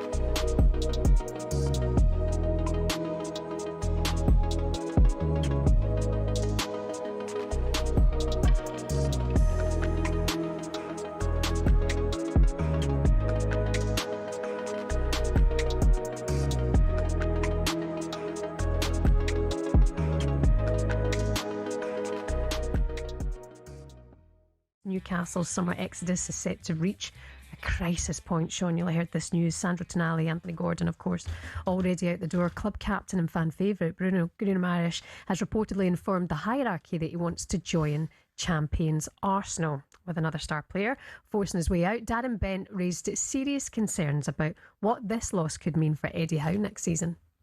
Yeah, I do feel for Eddie Howe. I really do, because again, if Bruno leaves tonight, he's obviously gone to Tottenham as well.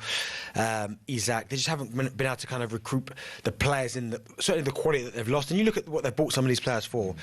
Isaac, was it 60 million? They're selling for 120. Like tonight, they bought him for a fee. They're selling for more. So clearly, he's improving these players. But at some point, I think if Newcastle do want to go to the next level, they've got. I know it's hard with the PSR and the financial fair play, but if they do want to go to the next level and then stay there, they've got to find a way of holding on to some of these players. Oh, look at Darren and his floral number. Watching on the smart TV, I like that. Sure. Do you have sympathy for Eddie Howe in this situation? The latest is that Bruno has agreed personal terms with Arsenal, but Newcastle's stance is that he remains not for sale. Yeah, I do. I mean, it's really tough, and the challenge that you have is not just if one of your big players goes at any football club, at any level really. People understand there's a time and a place. When two go, that can make other players a bit itchy and a bit nervy. And then if three go, all of a sudden they go, hang on a minute, who are we bringing in? And I think they're right on that cusp. I don't know their situation at PSR, but I've been through that obviously in my time at Everton, so I know how dangerous that can be. But I think losing the players of that quality, I think that's really tough on Eddie, and I think he's done a great job there. So hopefully, I mean, look, you never know on the other side of that. Good people in their recruitment there. They've shown that over the years, so they might have people lined up, don't forget. So these things can twist very quickly when you get a freshness in the camp and a newness. And get ready to get that winning feeling with talkSPORT Win. This summer, talkSPORT is bringing you live and official coverage of every game of the FIFA World Cup 2026. And to celebrate, we're giving away £26,000 guaranteed. Go to win.talksport.com to enter now, and you could win 26 grand in your hand, tax-free. Enter now, and you could be the next to get that winning feeling, courtesy of talkSPORT Win. Find out how to enter now at win.talksport.com.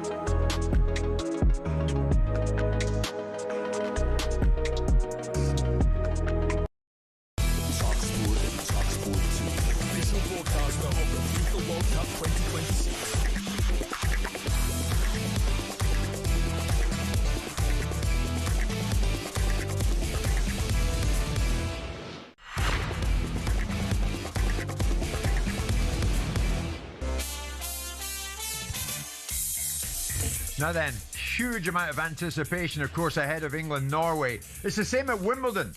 Young Brit Ferry on court against Zverev. Centre court, of course. It's a men's singles semi-final. Lisa, what's happening? He is serving to stay in this first set, but he's serving second, so it is on serve. 40-15.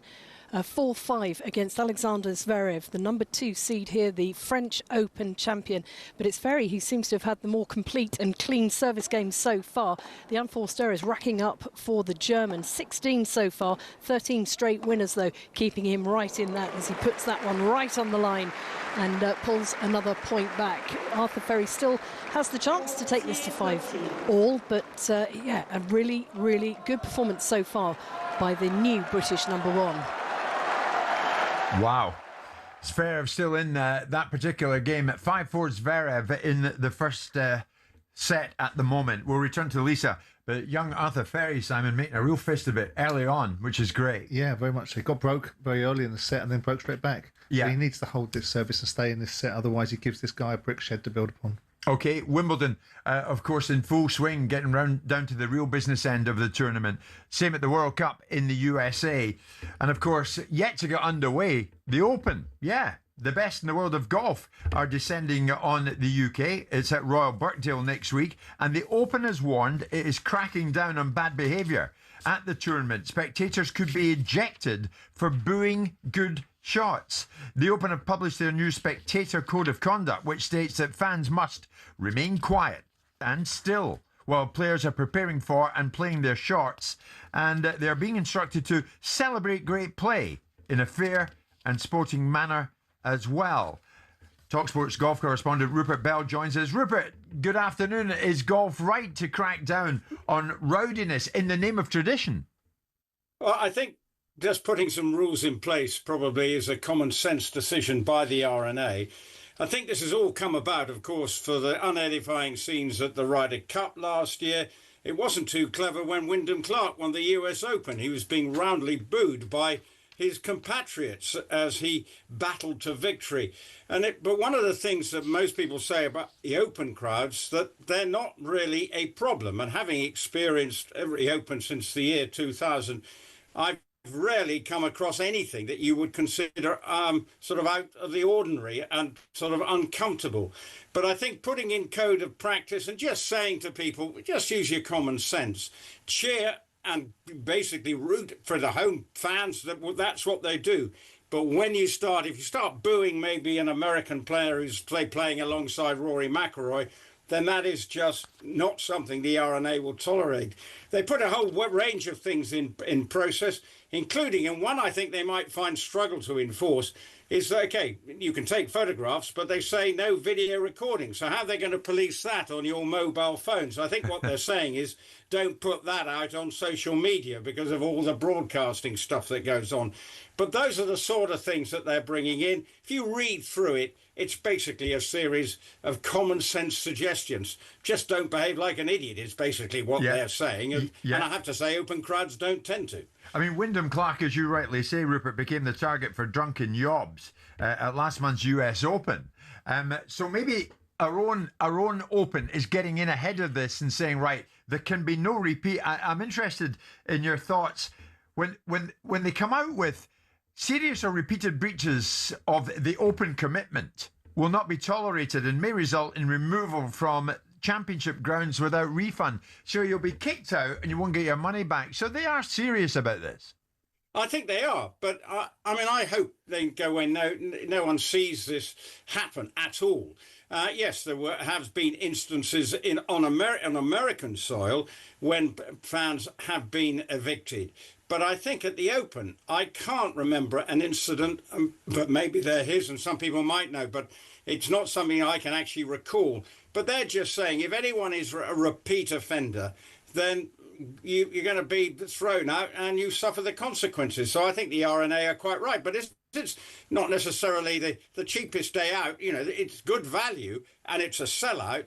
You know, people want to go and celebrate the game of golf, and that's what the R&A is about. So I don't want to sound like a sort of flag waver for the R&A, but, you know, maybe given the circumstances of the Ryder Cup and recent in America. You know, Matt Fitzpatrick getting booed the other day as well. Oh, but this is all in America, and there's a different vibe. I think, you know, the Scottish Open this week, I'm sure there won't be any hint of any trouble where some of the world's best are playing. Rory McIlroy, Scotty Scheffler, incidentally, looks like he's going to miss the cut, the defending Open champion this weekend.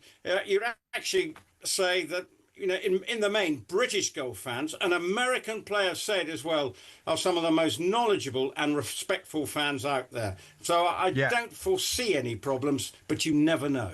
Rupert, thank you very much indeed. It's clearly a problem, Simon. It emanated from America, and our people here are getting ahead of it in case there's any repeat. It may well be a blanket directive to all of the slams to have this outlook and disposition seeded into their basic premise of existence, so that they all have it.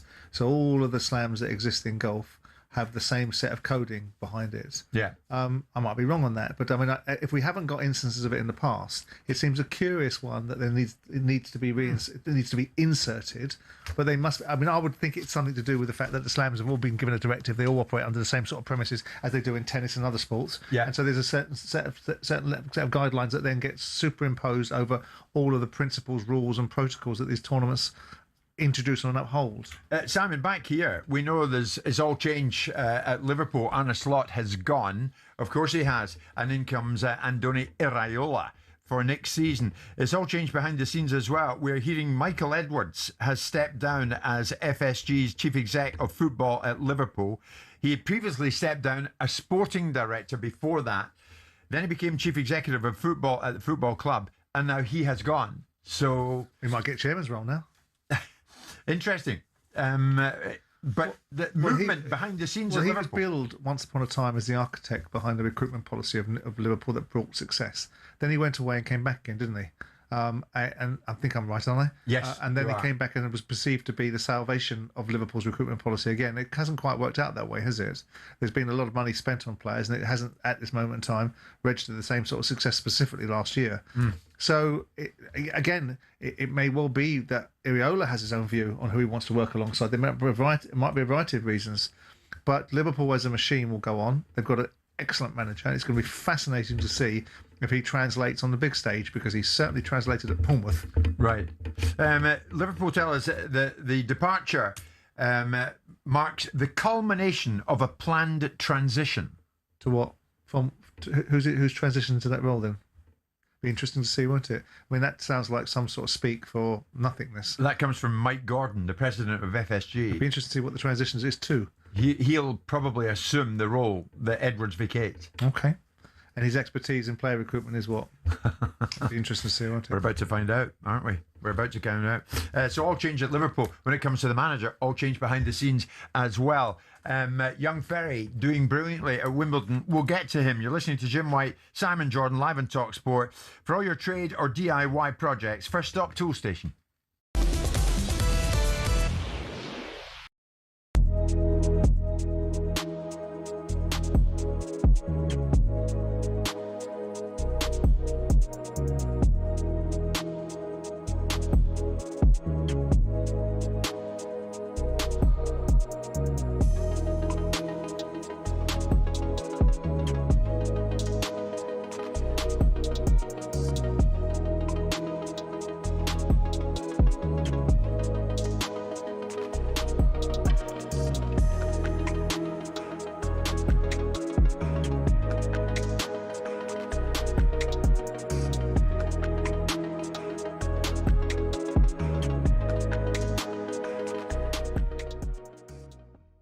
I mean, as recently as 2024, Bruno told us all. He told everybody who cared to listen what he wanted to achieve at Newcastle. Never said that I would like to leave. Since I signed for the club, I always said I want to put my name in the club history, and nothing changed. Nothing changed from me. It is keeping going. I still want to win some trophy for me. When I signed for the club, I said I want to play Champions League, and everyone said that I was crazy. And we got it. Now I wanna be in Champions League again. I wanna win something for the club. I think the fans deserve. We are worked so hard to get it, so this is still my dream. And then a year later, Simon, they win the Carabao Cup. And Bruno says, this is my second home. We're making history. Someday, when I leave this club, I want the fans to sing my name the way they do Alan Shearer. I'm not sure that's going to happen. Well, look, first and foremost, ask yourself the question, why are these players suddenly all deserting the sinking ship? It's not a sinking ship, but it doesn't appear to be a particularly ambitious one. It doesn't appear to have an ownership model that everyone thought was going to change the whole direction of football. Oh, my God, we've just sold to a nation state, one of the richest nation states, and look what they're going to do to football. Well, they haven't done anything. They're going to buy everybody. They're going to buy Ronaldo. They're going to buy Messi. They're going to have this player here, that player, this player, you know, and they haven't. Yeah. They bought a bunch of players that, to some extent, they've gone and made better. And these players are now doing what every player does, which is go, Liverpool. Yes. Oh, Arsenal. Yeah. Oh, Real Madrid. And that's what Newcastle have found themselves in a position of doing. So ask yourself the question, despite the vilification of a player that 2 years ago said he wanted to stay, nothing lasts forever. He's done his 2 years. He is entitled to leave. How he leaves is the key component part of this. But also, why? Why are Newcastle now a place where people want to leave from? Yeah. And that's the problem Eddie Howe's got. That's the problem that Matey Boy that says that to everyone they're going to win the league by 2030. Yeah. Those are the challenges that they've got.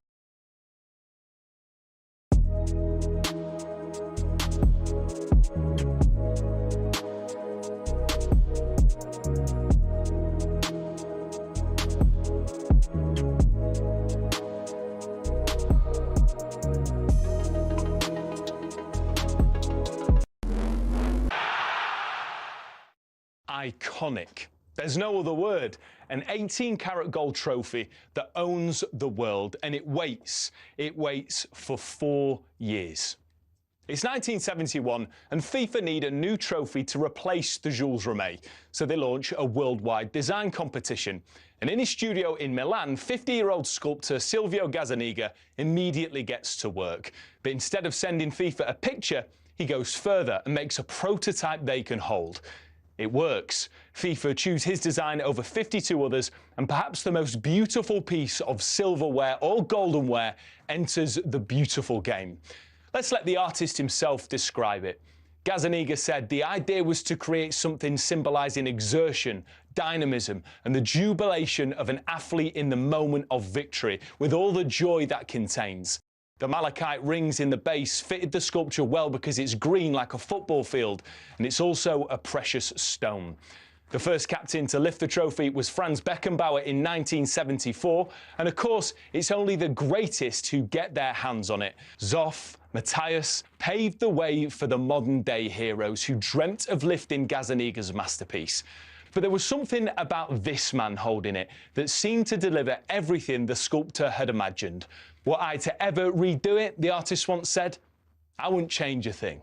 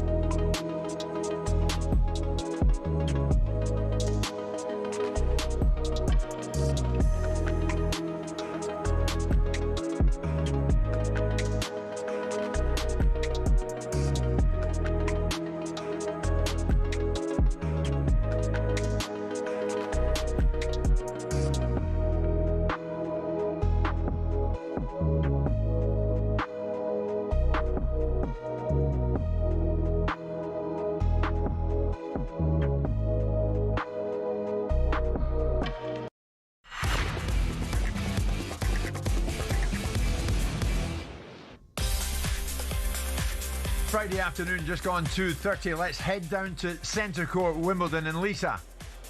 Where Alexander Zverev has taken the first set against Arthur Ferry and absolutely dominated the tiebreak. 7-love, he won that one, forcing the errors from Arthur Ferry, hitting 3 straight winners. Ferry also serving up a double fault in that one. The temperature has just risen a little bit. Arthur Ferry now realising what it's like to play the number 3 in the world, the second seed here. Alexander Zverev looking a little more comfortable as he heads out to get underway in the second set. He leads Arthur Ferry by a set to love. Lisa, thank you very much indeed.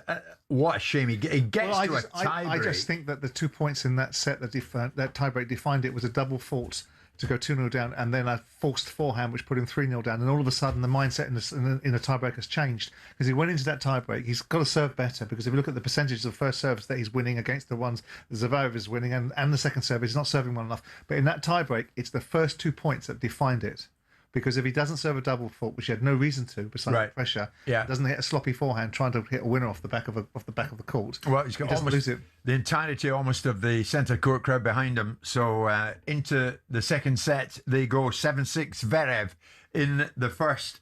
But we've seen a whole bunch of things while we were out in New York. We had major talking points regarding the organisation of this World Cup. Since we came back, even more, not least that phone call from Donald Trump to Gianni Infantino regarding the eligibility of Balogun, the US player who shouldn't have played against Belgium, but did, but the US went out to Belgium. Now, more than 70 European lawmakers are demanding a formal investigation into Infantino's links with Trump. A letter from MEPs urges European football to go further in holding FIFA to account over the integrity issues that have come to light this week. So will this week's row over integrity be the straw that breaks the camel's back regarding Infantino and his opposition? Fair Square is a campaign group which has been working with some of the MEPs, is also expected to file a complaint. And Fair Square's director, Nick McGeehan, said in recent times, just yesterday in fact, Infantino is clearly unfit to govern FIFA, and a challenge to his presidency is absolutely necessary. This is a moment of opportunity to fix the system for good, and for that to happen, we need politicians to intervene and demand proper change. Nick McGeehan joins us live. Nick, good afternoon to you. You've been with Simon and myself before. What chance do you honestly give of this happening? Do you think, in view of what we've seen, and more specifically on the Balogun case and Trump's intervention with Infantino, you're saying intervene, politicians, and demand proper change. Is that going to happen, do you think, Nick?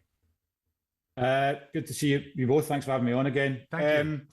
Yeah, I mean, if you'd asked me a few weeks ago what I thought the chances were of anyone making significant interventions in relation to Infantino, I think I would have probably been quite sceptical about that possibility. But I think what we're seeing now, and I think it is the Balogun affair that has prompted outrage, I think we are starting to see the penny drop with a lot of politicians, that people are so frustrated and so angry at the extent of the misgovernance at FIFA, that there's political capital, that there's political gain to be had by taking them on. I don't think Infantino's going to go quietly. I think it might be possible that he'll hang on, but I do think this intervention is significant. I think when you have that number of MEPs, complaining essentially about the way the game is run, when normally they back away from football, right? Because they don't like to get involved in this stuff. They don't want to spoil people's fun, is the general attitude I think that most politicians have. Yeah. And they're not doing that here. They're stepping into it. So I think it is significant. But as to whether or not Infantino will go, well, that remains to be seen, I think. I think Nick's right, Simon, isn't he? I mean, no matter what, as and when he does go, he'll go kicking and screaming, Gianni Infantino. But in terms of the politicians getting involved, the knives are out for him. But what exactly do you envisage, Nick, that these politicians are going to be able to achieve? I hear your argument about political capital. How much political capital MEPs make, I don't know, but I take your point. So what does that intervention look like, and how does it find itself into a situation where it creates what you're suggesting? Yeah, it's a good question. I mean, if you ask me how long it's going to take for politicians to intervene in a manner that's actually going to lead to some sort of legislation that would lead to, FIFA having to change its governance system, that's going to be a long battle. Yeah. I think that's the battle that we're in. But I think quicker than I had expected, we're starting to see politicians make statements. It doesn't just have to be, I mean, again, it's a symbolic intervention as much as anything. But the fact that they have said this, they have stood up, and it's the second time, right? So a couple of weeks ago, 50 MEPs supported our complaint to FIFA against Infantino. They've jumped in again a couple of weeks later because I think they see that there is an opportunity here for them to make a name for themselves and to put themselves forward as the sort of people who are going to take a stand against this stuff. So yeah, I think it's going to take time. I'm not not naive to that, but I think we are beginning to see the first moves. But what does the change look like? Because I think you've mentioned it yourself, because it's not just the individual, it's the structure and the governance of the entity that needs to have a redress. So what does that change look like? Because a system will just produce another Infantino. Another Infantino will come in, have the same privileges, same position, same circumstances, same lack of transparency, same opaque organisation, same Vatican state mentality because of the construct. So what within the governance do you envisage that political pressure will start to affect changing? What do you want to see changed specifically? Specifically, yeah. So first of all, you're absolutely right. Infantino's a symptom of the problem, and getting rid of him changes nothing. We need an organisation that is run according to basic principles of good governance. We need one that is democratic, accountable, transparent, etc. The key problem with FIFA, and this is the one that I think we've talked about in the show before, is this relationship between FIFA, the senior leadership, and the member associations. Senior leadership collects vast amounts of money, sends it out to the member associations in return for political power. So that link has to be severed. That's the first thing that has to happen. And once that happens, then you can start to separate out all the various parts of FIFA, and you can have it run according to basic principles of good governance. I wouldn't consider myself the type of person who could comment with great authority on that. But we can say for sure that the current system and the current relationship between the member associations and the president is at the root cause, I would say, of all of these problems that we're seeing right now. And that's what we have to focus on. Is it your belief, Nick, that we have seen in recent days that Infantino is nothing more than a Trump puppet? Yeah, it's interesting because I think they probably think that each one was the other's puppet, right? I think Infantino probably thinks that he played Trump really well and he knows how to press his buttons.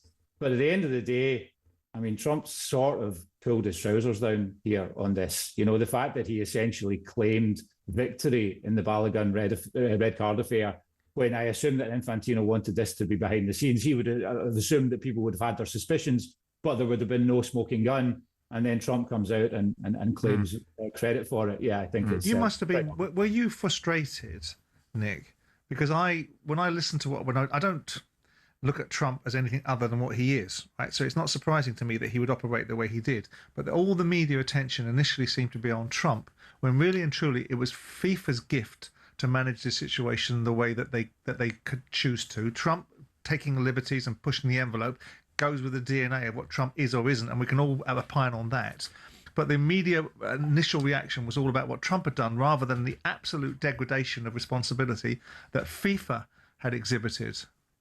Yeah, 100%. It's not a Trump story. In fact, someone told me off because I called it the Balogun story. And they chided me and said, it's not the Balogun story either. It's the Infantino story. Indeed. And that's exactly it.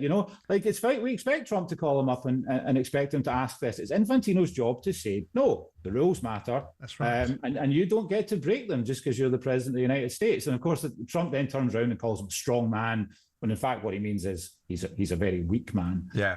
So yeah, it's an Infantino story, absolutely. And another Infantino story to boot. But Nick, the fact remains before you leave us, that Infantino nonetheless still has huge support amongst associations in world football.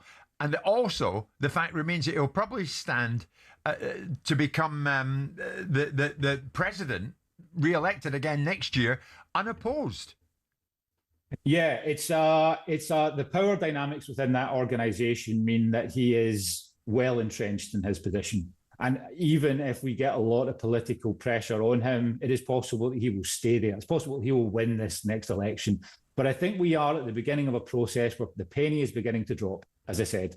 Politicians are getting angry, former players are getting angry. The misgovernance that typically affected stuff off the pitch is now affecting stuff on the pitch. So I'm hoping that this is the start of something, and hopefully a new and better FIFA that will give us back this game that everyone cares about so much. Nick, before you leave us, which FIFA, in your view, was better?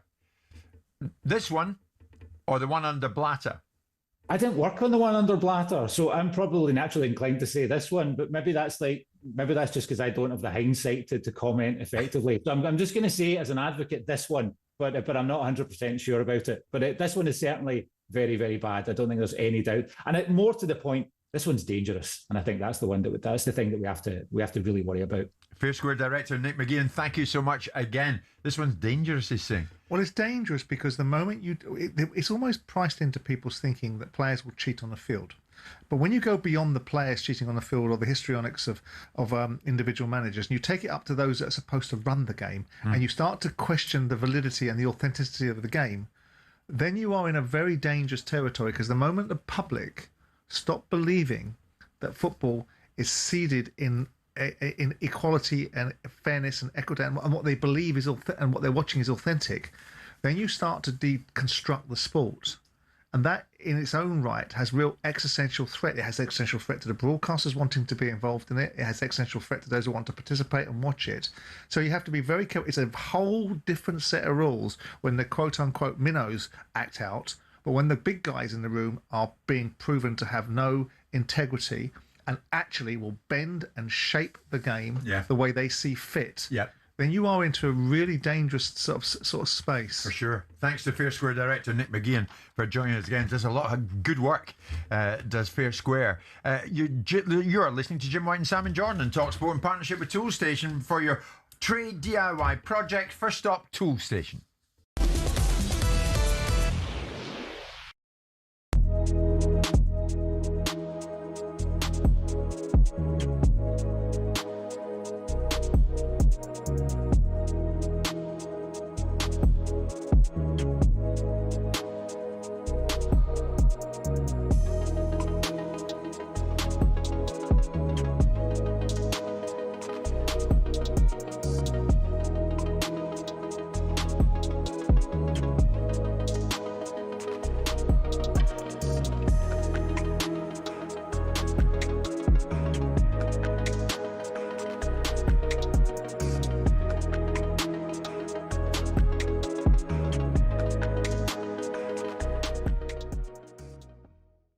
I think you're underestimating Bruno Guimarães. I mean, you can look at the figures and say, yeah, not brilliantly impressive, but every Newcastle fan will tell you he's the heartbeat of their team. Yeah, that's Newcastle, though, Jeff. Jeff, we're not Newcastle United.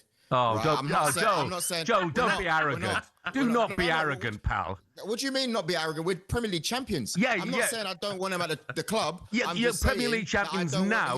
You're Premier League champions now. Let's come on in 12 months' time and find out if you're going to say the same thing if you're not Premier League champions then. Jeff, of course we're Premier League champions. We just won it a few months ago. Come on, you know? Yeah. So you got to give us a bit of time. What I'm saying is, good player, but I don't want him to be the marquee signing. If he is the marquee signing, I'm going to be upset. Well, I tell you what, Joe, shouldn't you be worried? You're talking about marquee signings. Aren't you concerned about financial fair play? Or the equivalent of as it is now? And you busting the rules. Get rid of everyone you need to get rid of to make it happen. Because if you're spending 60 mil on a player, then that means people need to go as well, right? Get rid of... We've just spoken about Norgard. If you don't like him, get rid of Trossard, him. Gabriel Jesus. We're hearing Trossard. Get rid of all of them. You know, to be fair, I do like Trossard. And if it was up to me, I'd get rid of Martinelli instead. But get rid of who you need to get rid of. Then we can start talking business. But this better not be the marquee signing. I do the marquee signing, but I agree that Arsenal need a left winger. Do you know what I mean? Don't spend 80 million on Guimarães and then you can't afford to go and buy, like, if Barcola's available, for instance, Joel, and he's worth 100. You know, you need a top left winger, don't you, on that side? 100%. And that's what I want to see. I want to see someone... Look, the reality is if Marcus Rashford was available at a good price, I would probably go for him. As long as, you know, it doesn't unbalance the team, because he's a great player. And the reason why I say unbalance the team is because, you know, you heard of the stuff at United before, how he was over there when things weren't going his way or things were a bit down. So I think it would be a good move for us to go in there and get him.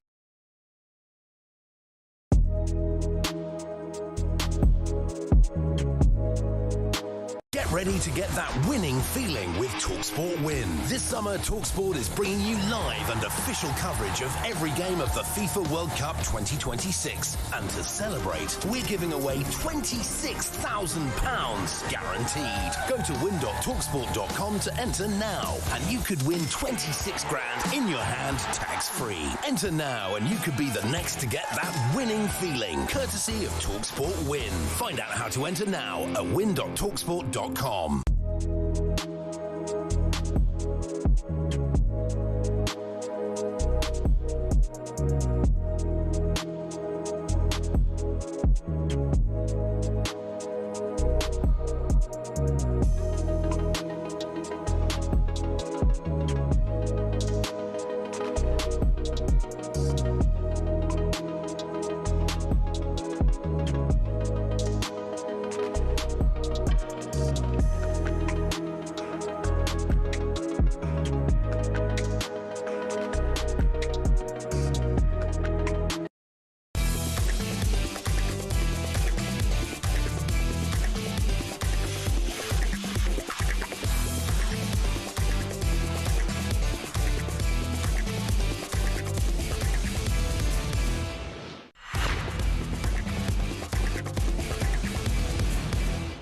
talkSPORT Big Match Build-Up with Village Hotels. Watch the big games live in the pub and grill at your local Village Hotel. Find your nearest at villagehotels.com.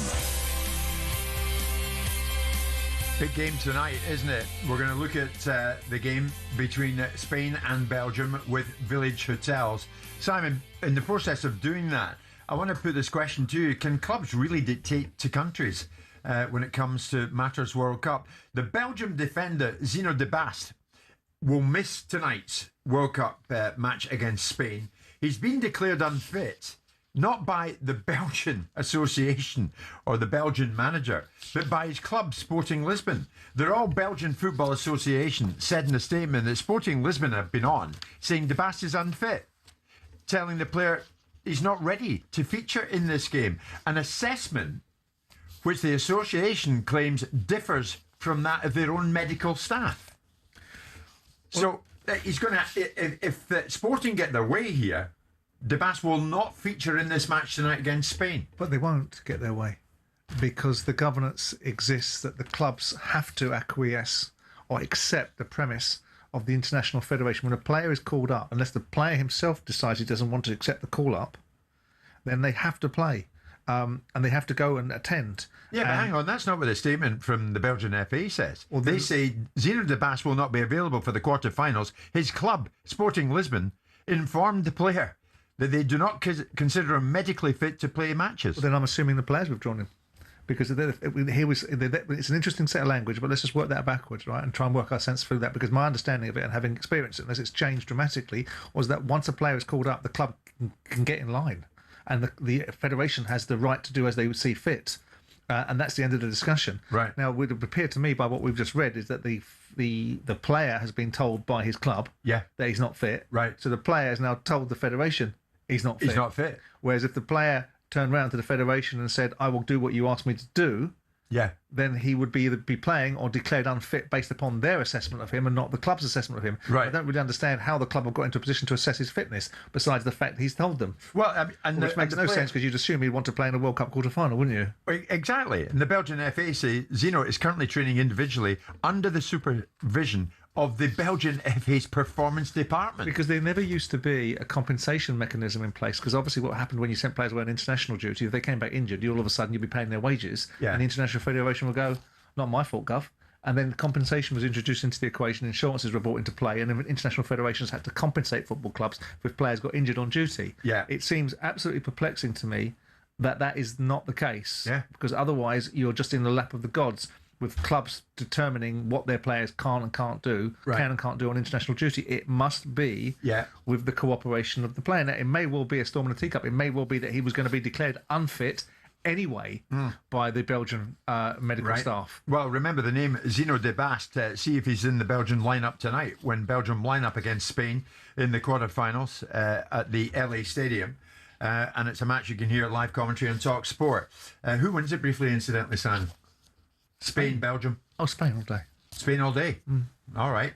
You can watch the games live in the pub and grill at your local Village Hotel. Find your nearest at villagehotels.com. Plus, for a chance to win a Village Hotel VIP experience for the World Cup final at a Village Hotel near you, head to talksport.com/win. talkSPORT's Big Match Build-Up with Village Hotels. Watch the big games live in the pub and grill at your local Village Hotel. Find your nearest at villagehotels.com. Everywhere you look in the world of sport, there are headline stories. For the first time in 5 years, Conor McGregor returns to the octagon ahead of a rematch with Max Holloway at UFC 329 in Las Vegas on Sunday. Now, McGregor, bear in mind, hasn't fought since July 2021 when he broke his leg in the defeat that he suffered to Dustin Poirier. But that's not the whole story. In November 2024, a woman who accused McGregor of raping her won her claim against him for damages in a civil case.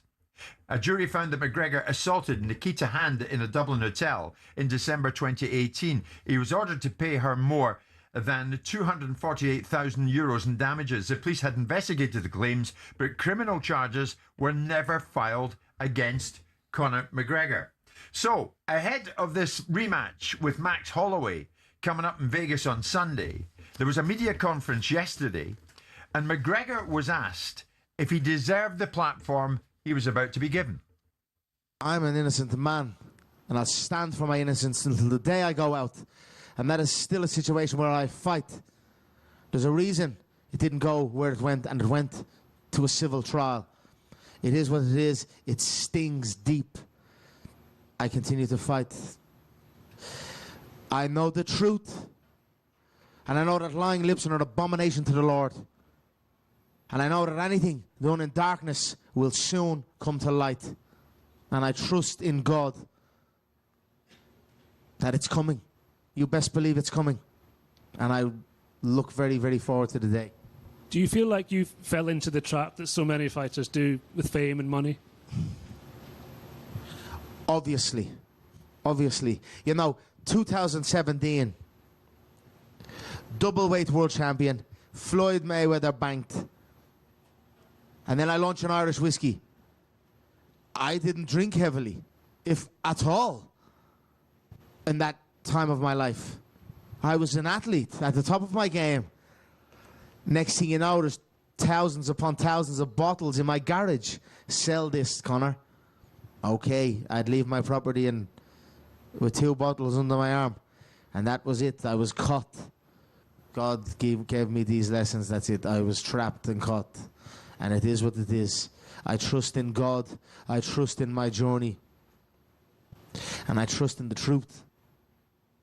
And if the world is against the truth, then I am against the world. No matter what, Simon, there is, to a certain extent, a cloud over Conor McGregor's return to the sporting arena. Yeah. Should sport welcome him back? Well, I suppose you can get involved in whataboutery and say, well, it quickly welcomed Mike Tyson back, didn't it? And here was a man convicted of rape and put in prison for it. There is a very big difference, and I'm not denying the right of the victim to have their day in court, but they went to a civil court, which has a far lower burden of proof to achieve things, and they achieved a financial return, not a custodial sentence for someone committing one of the most heinous crimes, or the allegation of a heinous crime.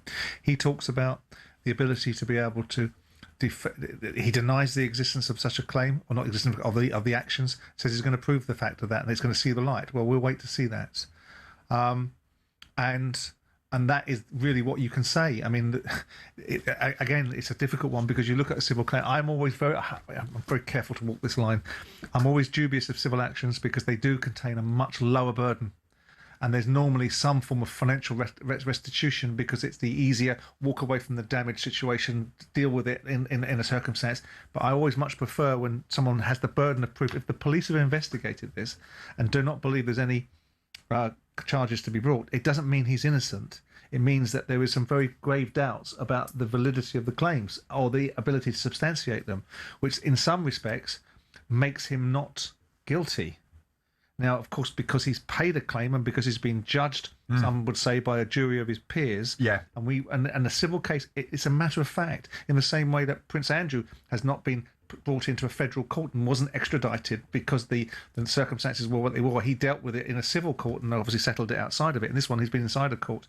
I mean, I have to confess, I don't much like Conor McGregor. I don't like much what I've heard from him or seen from him over the years. I think he's I know he's rambling away there.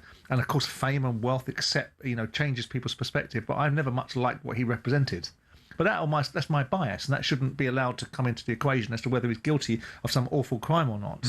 So I don't like the sport. I'm not an admirer of it. So the whole thing, to me, goes hand in hand in a rather unseemly bundle. Yeah. But Conor McGregor at one time was a superstar for the sport. And if Mike Tyson has deemed to serve his time after being found guilty of raping Desiree Washington and going to prison for it, and then was welcomed back into a mainstream sport like boxing, I'm not saying it's right, but there's your blueprint. Yes, yeah. So McGregor nonetheless returns to the octagon, and he'll fight Max Holloway in Vegas on Sunday. It's 3 o'clock on Friday afternoon. We're live on talkSPORT.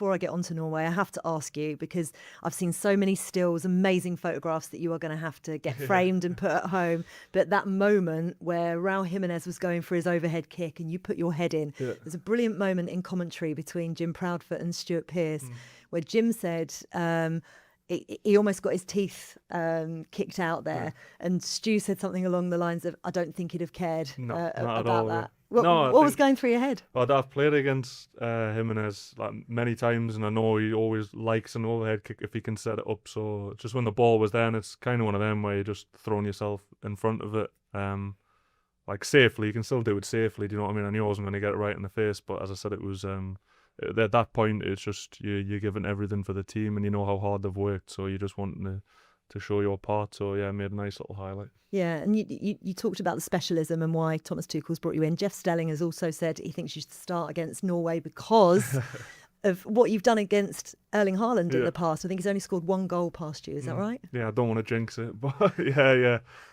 1 goal. I do enjoy playing against Erling purely just from a physical point of view. Like I quite like that sort of physical battle, and I get on well with him on the pitch. Like we do get on quite well, although you'd have to ask him if he thinks the same thing.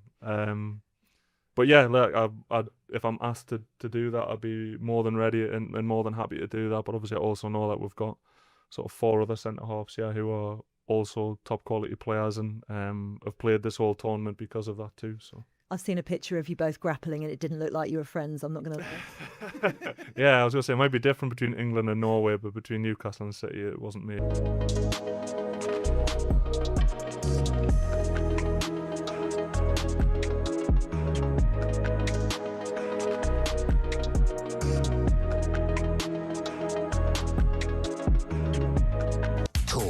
Sport. The headlines at 3 minutes past 3. I'm Tom Clayton. Good afternoon. We'll talk World Cup shortly, but first to Wimbledon, where Arthur Ferry's facing Alexander Zverev in a place for Sunday's final. Lisa O'Sullivan's watching. We're seeing the errors creep into Arthur Ferry's game at this point because Alexander Zverev has taken control of the match. 7-6. He leads after the first set, but a brilliant serve there for Arthur Ferry gives him 40-30 on his serve, but he's 1-5 down in the second set. Alexander Zverev has raised his performance massively. We saw against Taylor Fritz, he was struggling, a man who had a knee injury. Arthur Ferry's putting up much more of a fight, and Zverev's raised his game as a result. He leads by a set, 5-1 in the second.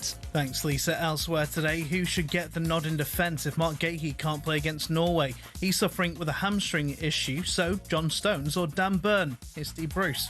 Well, listen, they're both really terrific players. I honestly think John Stones, when fit, is as good as centre-half if you've got. He's proved that over the years.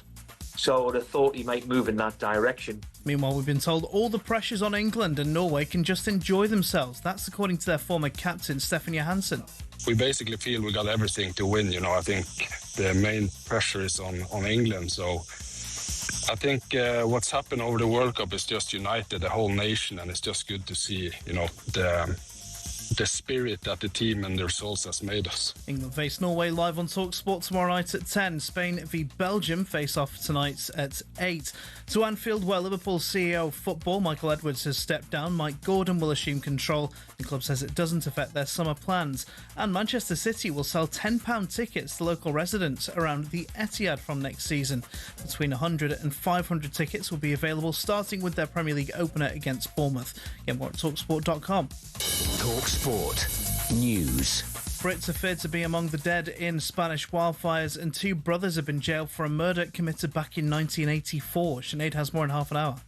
talkSPORT weather with QuickFit. Heatwave outside, oven inside. Stay cool this summer with a free aircon check. Book online or visit your local QuickFit today. Another sunny and hot one for most of us. Showery rain in northern Scotland may turn thundery later on.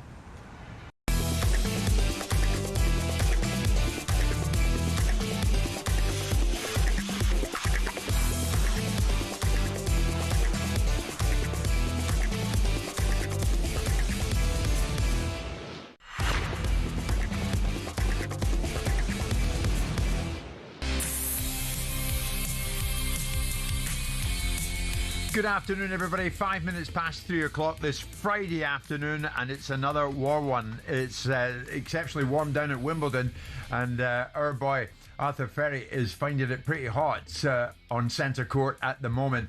Given his best, of course, up against Zverev, the German, but at the moment he's struggling somewhat. A set down, and now 5-1 down in the second set, but he's still in there fighting. We wish him well. Let's see if he can come back at Zverev in the course of the next half an hour to an hour or so. We'll keep right across that. Of course, Matters World Cup, we're keeping right across everything that goes on out in the USA, not least the build-up to Norway-England tomorrow night in Miami. A match, live commentary on talkSPORT. Now, this fella, Simon, you'll probably remember him. Former FIFA referee and author of House of Cards, The Dirty Game Behind the Game. Jonas Eriksson. Jonas spent 18 years in the game as one of FIFA's top referees. He's officiated in major European finals, including the Champions League, the Europa League and the Super Cup, as well as international tournaments such as the 2014 World Cup finals. And like us, Jonas has been keeping a very close watch on what is going on over in the US of A. Jonas Eriksson joins us live from Stockholm, Sweden. Jonas, good afternoon to you. Great to speak to you again. Thanks for being with us. Here's the thing. In terms of integrity, what have you been watching? What have we been witnessing at this World Cup in the USA? Well, we have been witnessing things I never thought I would witness as a spectator, as an ex-referee, as a pundit. We've seen a federation, FIFA, actually rewriting laws of the game, accepting the demands or the claim from the US president. And we're seeing people losing their faith in the game, and the credibility of football as a sport is really having its challenges. Everything that's happened the last week, you know, when I first saw Donald Trump having his press conference, evaluating the performance of the referee and the red card and the suspension, I thought this must be AI. This cannot be for real. This must be AI. And then after 10 minutes, I realized this is for real. And then we've seen a circus which is still going on. And I think that football, everyone who follows football, who loves football, who's passionate about football, we are the losers. Wow. Infantino is going to stand unopposed, you would think, though, Jonas, the next time the presidential election comes around. So nothing will change to that extent, or will it? Well, I think there's a need for not only one country or two countries or three countries to have different opinion. I think a whole continent, a whole confederation needs to get together, such as Europe, UEFA. I think you could see that now on a daily basis, that whenever FIFA says something goes in one direction, they go left, UEFA goes right. Whether it's covering the mouth, UEFA says red card, UEFA says yellow card. If Omar Artan is not being accepted into the US, he's being sent home. He's being appointed by UEFA to the Super Cup final. You could see these small gestures and small incidents that happened. And I think that if one country would go against FIFA, or two countries, they would be in a way punished. You would see that politically, that they will have a tough time. But if one continent, a strong continent such as UEFA, will be united, I think they have to accept that we've come to the end of the road. This is not good for football. This is not good for the sport, for the integrity of the sport. It's absolutely unacceptable as well. Wow. So we've come to the end of the road, in Jonas's view, regards Infantino and the current setup, Simon. But it's all about appetite to carry on the fight when all of the embers stop glowing, the tournament drops away and people forget about things and domestic life comes back into play, domestic leagues start to fire up. The obvious conclusion is that the UEFA, the European teams, given the fact that the major transgression, which was the American player being re-established for the Belgium game, and Belgium being a member of the European bloc, if you have a whole taut of countries that UEFA can pull together to resist the continuation of the Infantino regime, but not just the Infantino regime, the structure of FIFA, so it becomes a far more transparent and best-in-class version of itself. That's the only way you're going to do it. My fear is that there's a lot of noise, a lot of intensity whilst the tournament goes on. But once the tournament turns off and people go back to going through the everyday circumstances of football, then it becomes less and less of a motivation for people to do it. Sure. Jonas, you'll be well aware that conspiracy theories abound during this World Cup, such as Argentina and Messi to reach the final and win the thing on US soil. Enzo Fernandez's winning goal was allowed following a foul against Egypt's Mo Salah in the build-up. It followed an Egyptian goal ruled out earlier in the game for a similar incident. And the Egyptian manager, Hossam Hassan, is saying life is unfair. The world is unfair. Normal life is unfair. They wanted Messi to stay in the running. The result was influenced by internal factors on the pitch and external factors. FIFA's chief refereeing officer, Pierluigi Collina, says nobody can question the integrity of the World Cup match officials, showing unfounded allegations made after Egypt's loss to Argentina. Who's right here? Is Collina right? Is Hassan right? Well, as soon as anyone, whether it's a coach, a manager, or a spectator, accuses FIFA or the game for having problems with its credibility, when you accuse someone for having an agenda, it is a problem. And what has happened the last few days is that people believe there is an agenda. They believe that there's a conspiracy. They believe that certain things are happening because they could point at Balogun and the incidents where Trump and Giuliani were accusing the referee of being bribed or having a history which was everything else but fair. And that said, when I was a referee at the highest level, we didn't have any meetings. We didn't have any agenda where we were making any decisions on what teams that would win or what players that wouldn't get booked. I think the referees at this level are extremely professional. They're at the highest level. They're under a lot of pressure. Everything they say is being recorded. You have 40 cameras every match. But I would like to have more transparency. I would like to have more communication. Release the communication of the referees and the VAR, making comments from FIFA on decisions, not only when people are criticizing them, but make it on a regular basis. Be open. Yeah.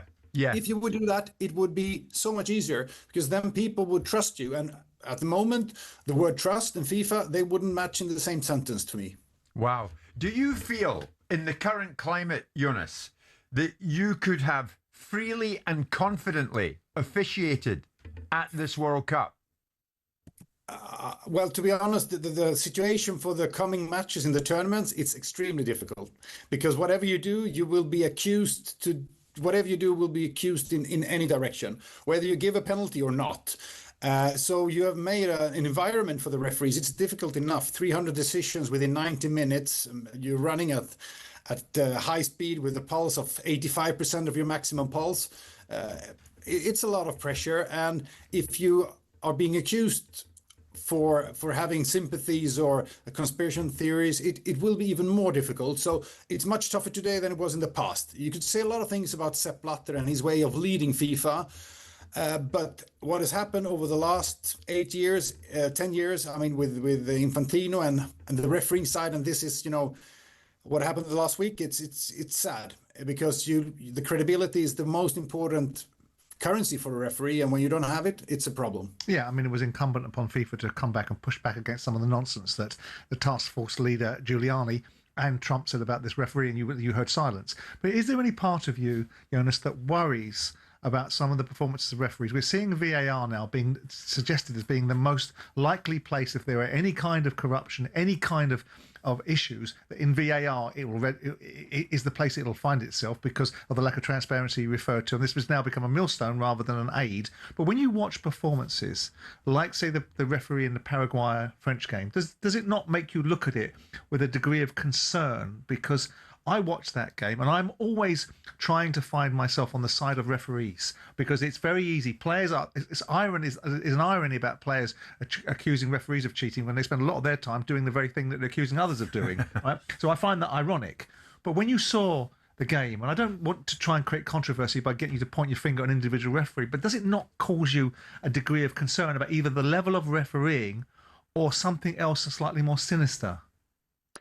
Well, I'm 100% with you there, Simon. I mean, when I saw that match, I'm always trying to find reasons why decisions are being made or how you could interpret it in the favor of the referee, because I know it's difficult. during this match, I mean, there were situation on situation, and I couldn't understand what was happening, because there were too many decisions, there were too many mistakes, there were too many errors, and on the field of play, things goes fast. You may make mistakes, but if you're in the VOR, the video operation room, you have time, you have the replays, you could drink a glass of water, you have a colleague next to you, you could talk to. If you see an elbow in the face or in the cheek, it's a red card. You know, there's no interpretation. It just give them the red card or advise the red card. So of course it raises concern, and this was before the match. Sorry, this was before Giuliani and Trump were out. Yep. If that would have been after, I would have. I think people would look at it differently, because I will always defend referees. I know how difficult it is, but it raises so many questions. And if you look at Rafael Claus, the Brazilian referee who was accused for, when Balogun was sent off, he was accused for having a background which was everything else but good, according to Giuliani and Trump. Keep in mind, Rafael Claus did not show the red card. He said, no, this is nothing. It was sent to the VOR, video room, and the VAR said, this is. So if you should accuse anyone, you should accuse the VAR. Yeah. And keep in mind, the VAR, he was from Venezuela. And Venezuela and USA, of course, they have a history of conflict and a lot of history together. But if anyone would have been accused, it should have been him, not Rafael Claus. So accusing the referee for making a 100% correct decision. And we've seen you in this World Cup as a referee, you go out, everyone has followed the instructions they've been given from the VAR, except for one, Alireza Fagani, in the match France against Senegal, where he said, well, I don't agree, and he didn't award the penalty, which was his decision. Except for that, 100%. So it's unfair to Rafael Claus to be accused for such things. Jonas, just before you leave us, why under FIFA rules there is seemingly no provision to appeal against a red card? Well, I would love to have a good answer for you there, but for me, it's if you see, laws of the game, a serious foul play, what was Balogun committed, usually 2 matches, and he got 1 match. I could accept that, although it should have been 2 matches, and the same for Kwanzaa.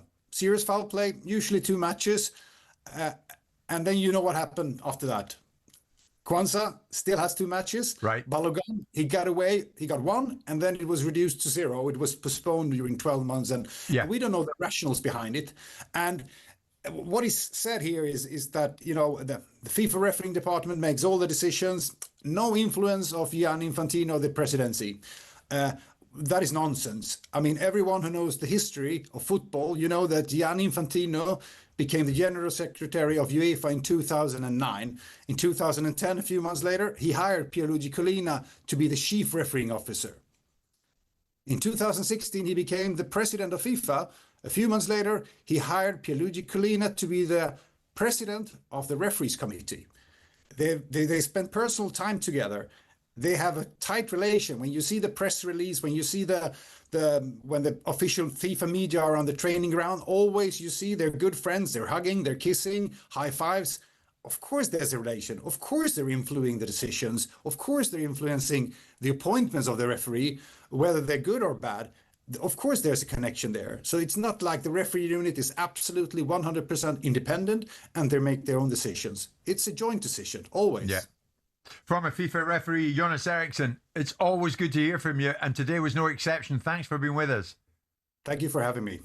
Wow, Jonas Eriksson. They'll push back in that there is collusion, as Jonas was saying, serious collusion behind the scenes between the likes of Infantino, Collina, and others. Where he goes, he went. But the bottom line is, Simon, there are many unanswered questions from the hierarchy, specifically in the person of Infantino, yet to be addressed. The circumstance surrounding Trump and Balogun is the major play that creates a whole, put aside the individual decisions on fields, that can then fuel the conspiracy theories of whether the Argentinians or not, in due respect, the Egyptians were robbed of a circumstance. Yes. But the smoking gun, the indelible evidence is right in front of everyone's eyes that chooses to look. What in God's name did Trump say to Infantino that enabled him to rewrite rules on the fly? There was no provision for an independent commission to be convened to rescind a red card. There was a provision thereon provided for after Trump's phone call. What happened in that conversation? And it's there for everyone to see. You can't run away from it. You can run away from the idea that a referee made a bad decision, and why did he do that? And why did the referee in the Paraguayan-French game allow these situations to manifest themselves? And why were Argentina given such a degree of support, seemingly, from the refereeing decisions? Yeah. But this one you can't get around. No, exactly. We're live in Talk Sport with Tool Station. Stay with us.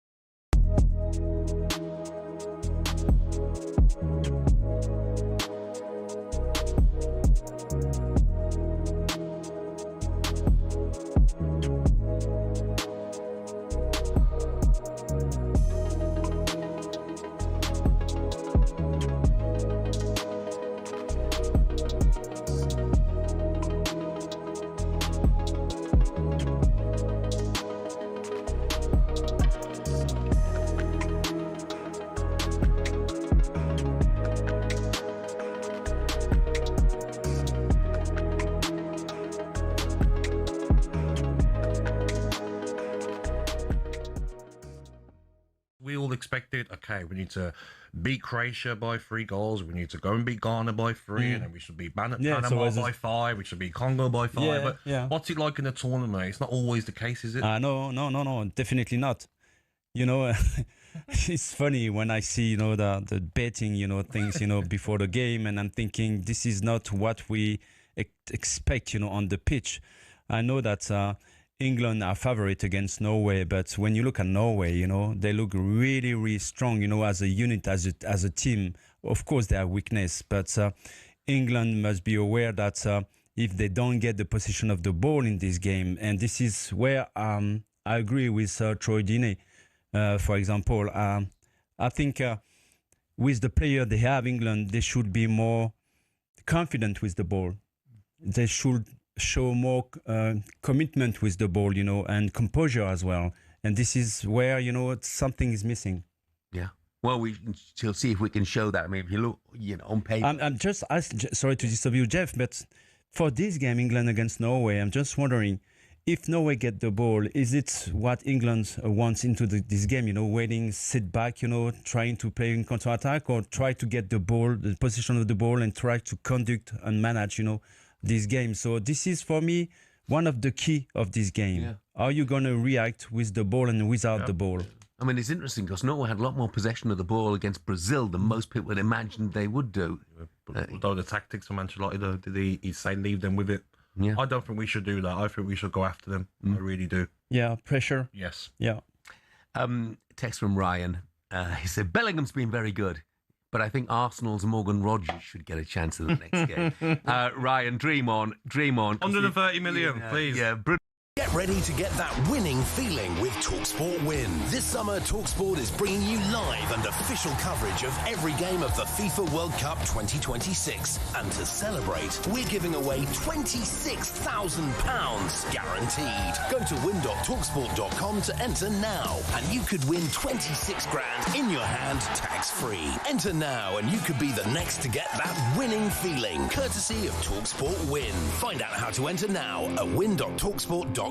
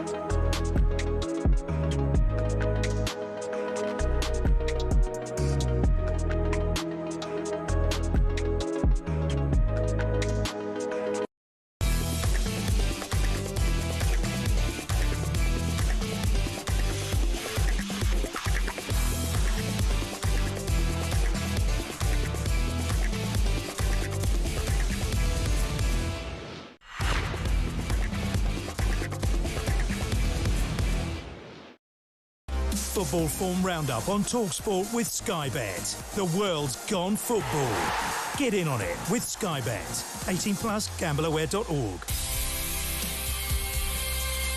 At 3:25 this Friday afternoon, we're joined by Michael Shinners from Sky Bet. We're going to look at some of the football and the odds round and about it. Michael, always good to be speaking to you, mate. What about Spain, Belgium? What's your thinking?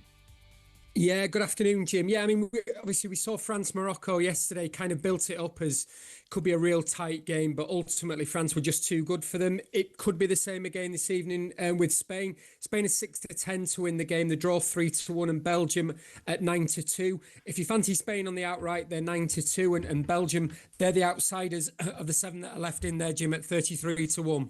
Okay. Do you want to concentrate on Spain for us, Michael, and their defence, if you like, specifically? Yeah, absolutely. I mean, yet to concede, Jim, and you know, have a tremendous defensive record. To win to 0 this evening, they're 8-5, so not a massive price, and I think it's going to be really tough for Belgium. But look, Romelu Lukaku, he's scored off the bench in his last 3 games. Last 3 consecutive games, he's 13-5 to score at any time. Should the game go into extra time, you know, that still stands. It's over 120 minutes that our player markets. So Spain, very, very good at the back. If you fancy them to win 2-0, 8-5 for that to happen. Okay, 8-5 for that. What about the fella I met, young boy, at the Ballon d'Or in Paris, Lamine Yamal? What do you think?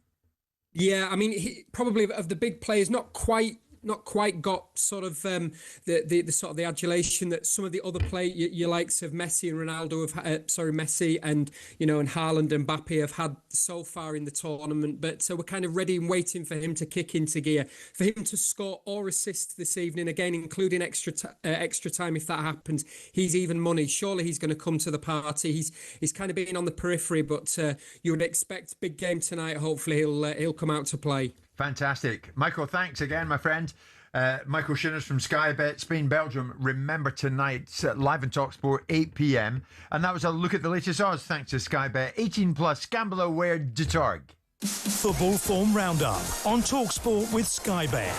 Download the Sky Bet app and get in on it with Sky Bet. 18 plus, gambleaware.org. A bit more Norway, England coming up. Let's head back down to SW19 at Wimbledon Centre Court. Lisa.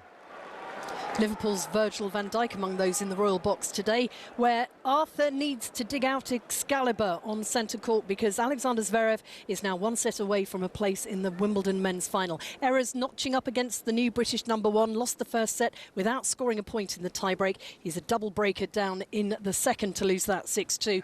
He's reached this point playing 4 more sets than the German second seed, who's just getting better as this game goes on. Ferry's been on court 4.5 hours longer. He's never come from 2 sets down to win a 5-set match before. And unless he's got Merlin ready to magic something up from the players' box, Arthur's heading out. He's 2-1 up in the 3rd set, but Sasha Zverev leads 7-6, 6-2. Come on, Arthur. Thank you very much indeed, Lisa. When we come back, we're going to concentrate more on Norway, England. We're coming up to 3:30 live in talkSPORT. We're Tool Station. First stop, Tool Station.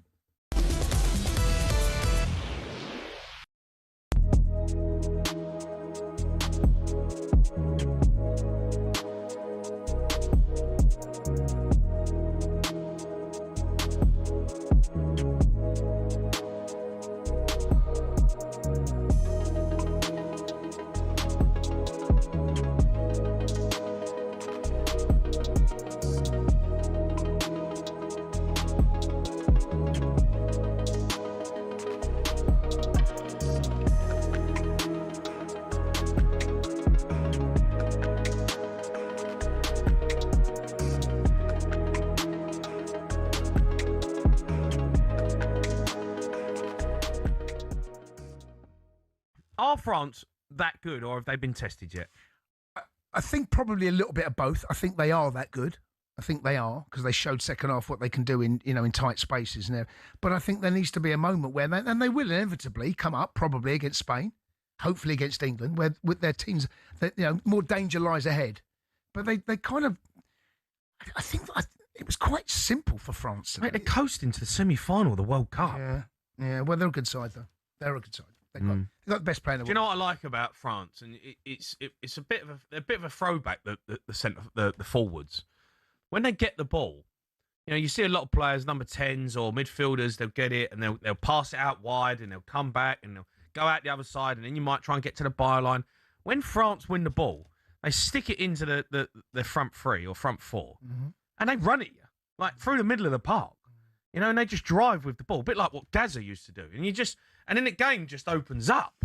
And you're looking at it going, as a defender, I'm watching the Moroccans, they're going, how do you defend that? Well, you've got 3 people running off the ball, and then you've got the player with the ball running at you, straight at you. You know, the second goal they score is just like them just going, well I'm just going to run through you. Well, it was 2-0. Hard to defend again. It could have been 4 if Mbappé scores that. JP had a chance at the end there, and brilliant, gets on his left foot and then scuffs his shot. And in the end, it was comfortable for France. They really didn't break a sweat. I don't remember their keeper having anything to do at all. There might have been a couple of crosses. I don't remember it. But, yeah, they're that good, mate. And I think they've got a little bit of a fear factor about them because everyone knows how good they are going forward. You cannot allow... They're 2 wide men to run it at full-back 1v1. You can't allow Elise to get on the turn. Even in tight areas, he'll let the ball run across him and he'll turn, he'll flick, and he'll play balls in. And you've got Mbappé, the best player in the world, up top.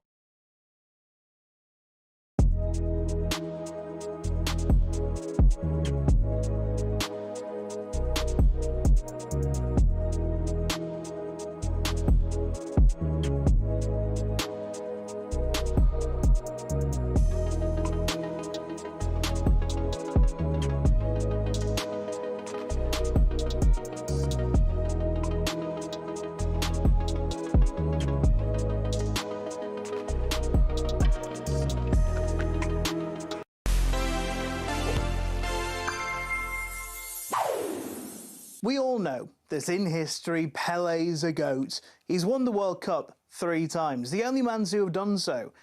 But let me tell you about the one he didn't win, and that made him quit World Cups for good. Ahead of the 1966 World Cup in England, Brazil were favourites again. They won in both 58 and 62, meaning a historic three-peat was on. But their opponents all had plans to stop Pele. Bulgaria set a trend in the first group game. The instruction? Take Brazil's main man out of the game. Pele came away so battered and bruised he couldn't even take part in Brazil's next match against Hungary, which they lost. He returned for the next one against Portugal, but they channeled their inner Bulgaria.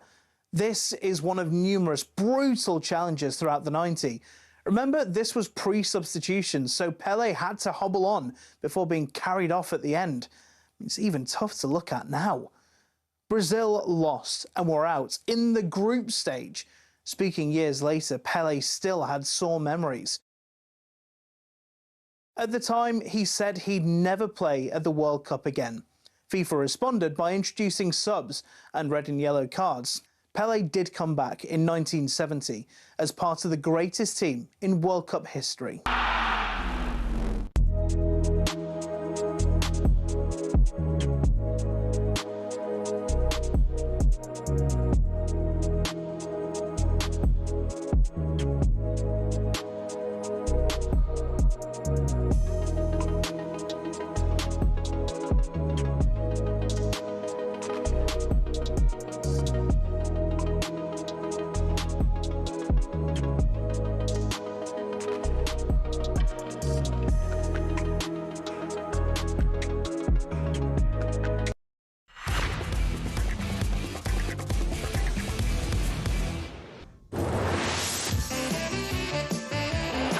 country needs you here.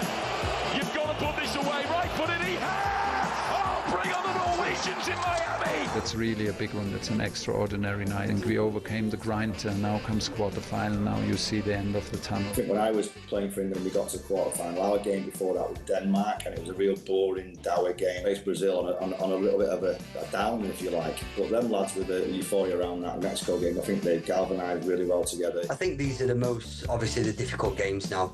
I don't think Norway's a pushover. We'll go in as favourites. The best teams in this tournament at the moment have got a top striker in them, and Haaland certainly that for them. Back to Erling Haaland, left-footed shot! He's picked up the corner! Erling Haaland, you beauty! I think everyone should stay humble, but yeah, they should be confident of progressing, definitely. We basically feel we got everything to win, you know. I think the main pressure is on England, so... Bellingham again, and he slipped into his right-hand side, and he scored again!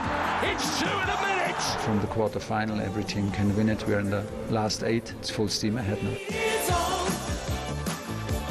Full steam ahead. Absolutely. Tomorrow night, live in talkSPORT from Miami, Florida, 10 p.m. UK time.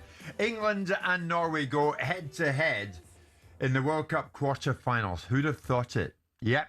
Everyone is looking forward to this one. Not least this man, who has a very, very busy job, because this fella is none other than Norwegian ambassador to the UK, Tor Hatram, who joins us live here in studio. Tor, good afternoon to you. Thank you. Good to be here. Well, it's great to have you. I mean, I know you're a busy man. The ambassador of any country to the UK, his time is precious, but thank you so much for coming into the studio here at London Bridge.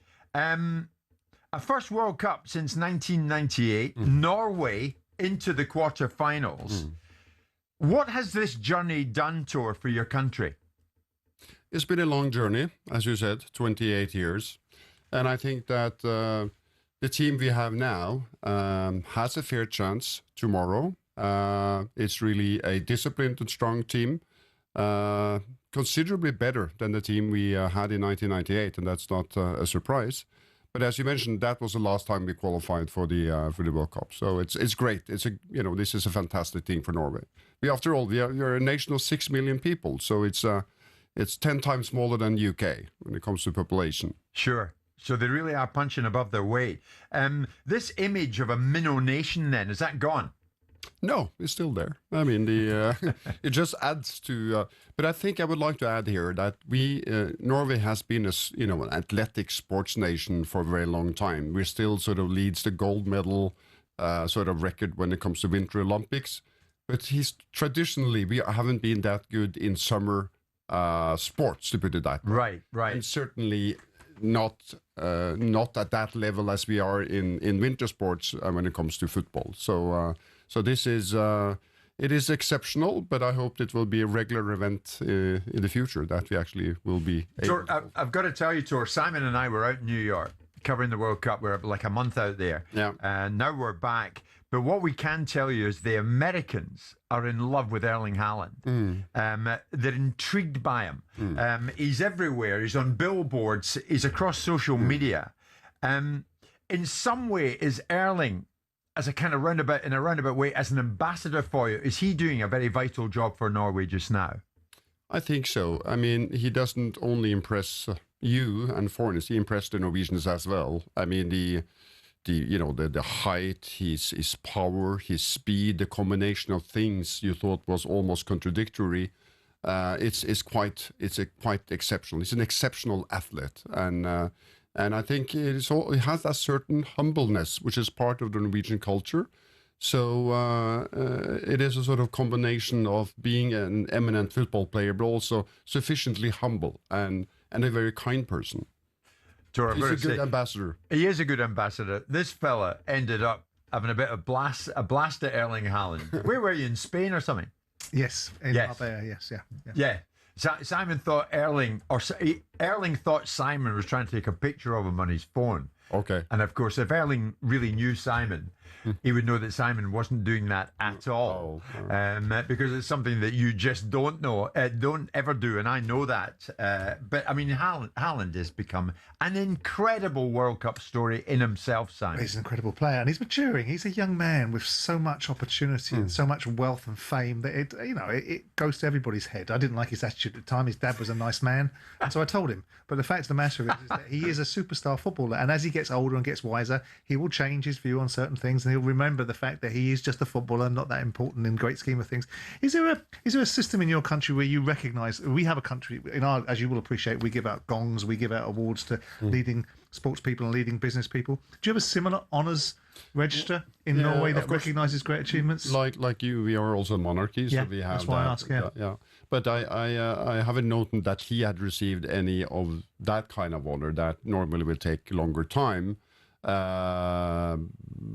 No, I don't think he has received that. No, of course, I would not necessarily. He'll be getting a medal if he gets you to the final or even wins it. That's for sure. Of course, that will be very, very special. Erling Haaland, of course, is a name we're very familiar with. I remember Tore Andre Flo, leading the line for Norway, and was a great player for you. He joined Simon and myself yesterday, Tor, and he spoke about Norway's chances. So they're not just there to make up the numbers against England. And this was Tore on that. Everyone in Norway are very optimistic at the moment. We feel we have a very, very good team, a team full of confidence, a team that could beat anybody. I guess we have to admit that probably England are the favourites, but we're not far off. So yes, we are very optimistic. So that was Tore. My name, brother. Sorry? My name, brother. Yeah, your name, brother. What is your prediction? Well, you're Tore. So am I wrong with that? Tore or Tor? It's the different name of the god Thor. So in English you say Thor. So when I'm in Anglo-Saxon countries, to simplify it for the English and Americans, I say Thor, which is totally okay. It's totally. I'm delighted about that. Tor. I mean, you heard Flo there saying, we're going to give it a serious go, and Norway will. Where do you stand in this? I mean, I take it you're a football fan anyway. Let me start by. I just checked the sort of the betting marking, the book, the betting today, and of course that gives a sort of indication where is the world when it comes to guessing about the outcome. In the betting market, the UK, England has an advantage, not considerable. But it is. Still, that leaves a chance for Norway to win close to 38%. And I believe in my team. And of course, is what I hope for will happen. That they eventually will win. I like that. Of course, you will hope that England will win. What does that mean? I mean, sure, I'm Scottish. You've got a situation where the English we're revered for so many things, like the domestic Premier League that we've got. When you look at this game coming on top, the pressure is on the English, but when the Norwegians look at the English, and if they were to beat them, ironically, the last time we played you in a competitive match, you won. We've played you 4 times since 1994, all in friendlies, and they've gone various ways, draws. But the last competitive game, Norway won 2-0.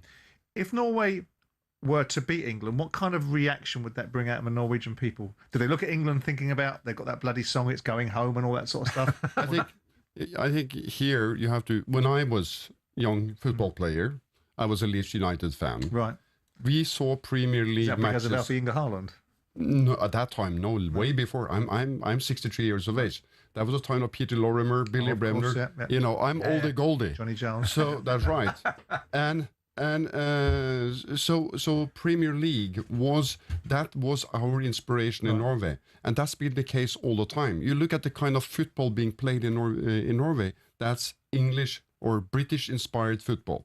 So for us, and we also, culturally quite close, and we have an enormous respect for England and also for the outstanding players. It is a very strong team.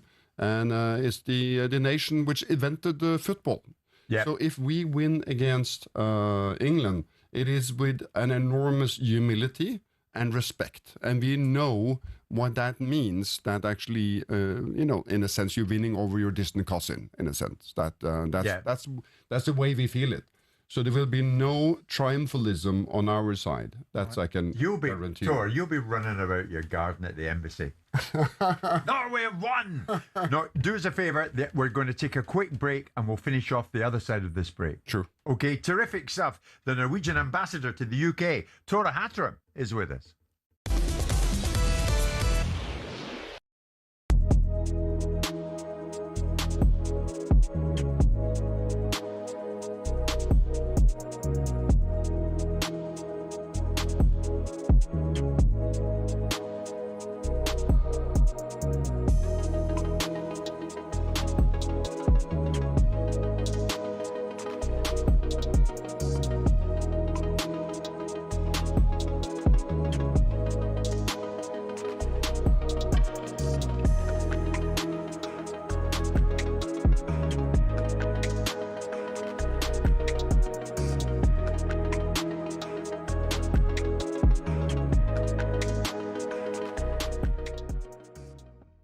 they get into this weird situation where they forget what happened before. So all the big games, they played Havertz, right? Gyökeres, who you bought in at the start of the season, was going to be, for all the big games, in all the big games, he was on the bench. Facts, that's what happened. So the manager doesn't trust him. That's not our opinion, that's just objectively looking at it. Havertz gets injured quite a lot, unfortunately. Gary Jesus is not the same since he's come back from his injury. So if you're now telling me that you can get through this season again and everybody else is going to be as poor as they were last year, I think you're just forgetting the fact that you lot were all losing your marbles around the Man City loss. And it was, we need a proper striker. Arteta don't know what he's doing again. You win the league, it's great, we're going to win it. But you know, what I've always said to, I've always said to you, I always said to him that Gyökeres wasn't bought in for the big games, did I? I said that to you. We bought Gyökeres in for the game. No, I get listen. Explain. I want to hear the year before, Arsenal, it weren't the record against Man City's, the Liverpool, it weren't that cost us the league. It was we couldn't beat Fulham, couldn't beat West Ham, couldn't beat them lesser clubs. Gyökeres I mean, he said it. Right, it's one of them. Gyökeres this season, though, Gyökeres this season scored against the Fulhams, the West Ham, so we didn't have a problem getting past those teams, which is why then we went on to win the league. Okay, I think you won the league because you played very pragmatic football. I'm not actually allowed to say the type of football that people are calling it on air, but you played a certain type of football. Would you play that type of football to win the league? No. What? What are you talking? Of course you would. Honestly. If I was a footballer. No, it's just like... my team. Yeah. No, I'll be happy like you lot. I'll be exactly... You get me? I'll be happy. Of course I will. But would you like to see Spurs play that way to win? Brendan Johnson scored with like his knee or something and we won the trophy. I'm happy. I don't care, bro. However it gets done, I'm happy. I don't really care. But what I'm saying is, you can't like gloat about it and say, oh, we don't need a 9. That's crazy. You do need a 9, respectfully. What are you talking about, bro? If you sold Osimhen and Havertz right now, you could... sorry, Osimhen. If you bought Osimhen and sold Gyökeres and Havertz right now, you'd be great. You'd be fine. You could buy Barcola. Get ready to get that winning feeling with talkSPORT Win. This summer, talkSPORT is bringing you live and official coverage of every game of the FIFA World Cup 2026. And to celebrate, we're giving away £26,000 guaranteed. Go to win.talksport.com to enter now, and you could win 26 grand in your hand, tax-free. Enter now, and you could be the next to get that winning feeling, courtesy of talkSPORT Win. Find out how to enter now at win.talksport.com.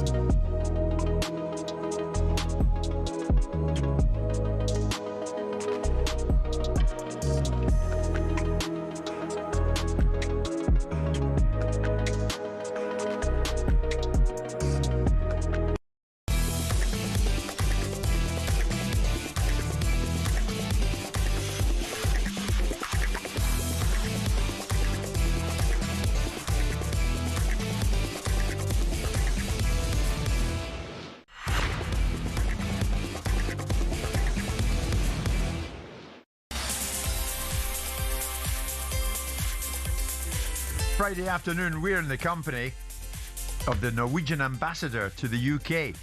He's taken time out this afternoon, left the embassy, come round to us, 17th floor of the news building. Tor Hatram is with us as his Norway going against England in Miami tomorrow night in the World Cup quarterfinals. We'll get to that. Let's get to this. It is semi-final day in the men's singles at Wimbledon. Lisa, what's happening? Well, Arthur Ferry has managed to find his serve in the latter part of this third set, but the bad news is Alexander Zverev will come out after this change of ends to serve for the match and a place in the Wimbledon men's final. He leads 7-6, 6-2, 5-4. Too many mistakes from Ferry in that second set, carrying over into the third, but let's praise the German. A brilliant performance so far by Alexander Zverev. He looks like he's heading towards his first Wimbledon men's final. Okay, Lisa, thank you very much indeed. Back with the ambassador. Of course, the big match tomorrow night, Norway-England in Miami. You told us earlier, Tor, that you're a fan of Leeds United, and that goes back sometime to Bremner and Hunter and Lorimer. In 70. You're also a fan of another English club, and this I find very curious. It's Millwall Football Club. Millwall.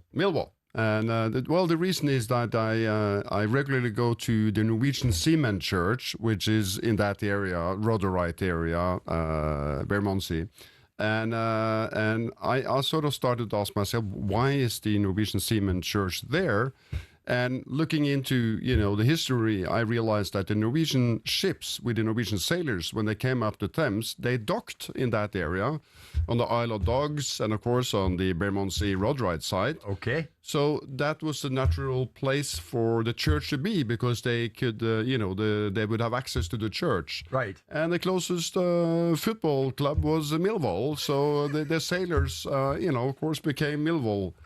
And I thought it's only fitting that the Norwegian ambassador is, that he is with the sailors and the dockers. Absolutely. Don't you think so? I do. Now, are you going to break it to Tor that is the only person in the UK that is a fan of both Millwall and Leeds? Well, I mean, it's a deeply disconcerting thing to think that anyone supports Millwall in any shape.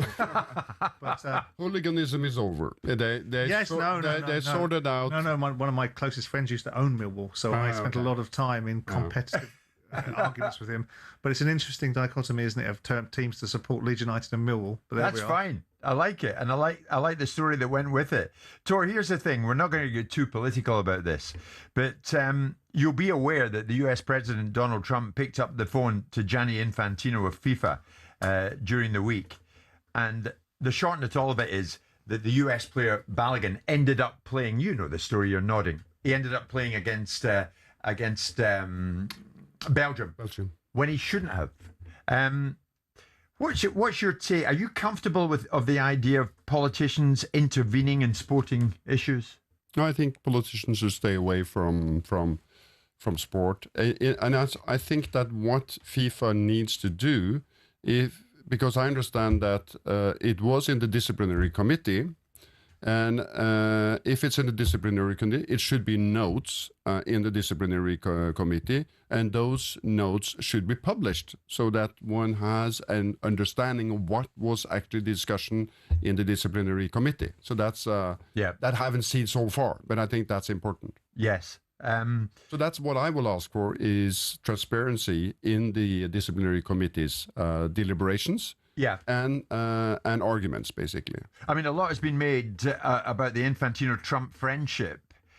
Should sporting bodies be that close to politicians of the scale of Trump? Well, friendship is a difficult thing to do. I mean, you can't end up in a situation where politicians have to stay away from football personality either.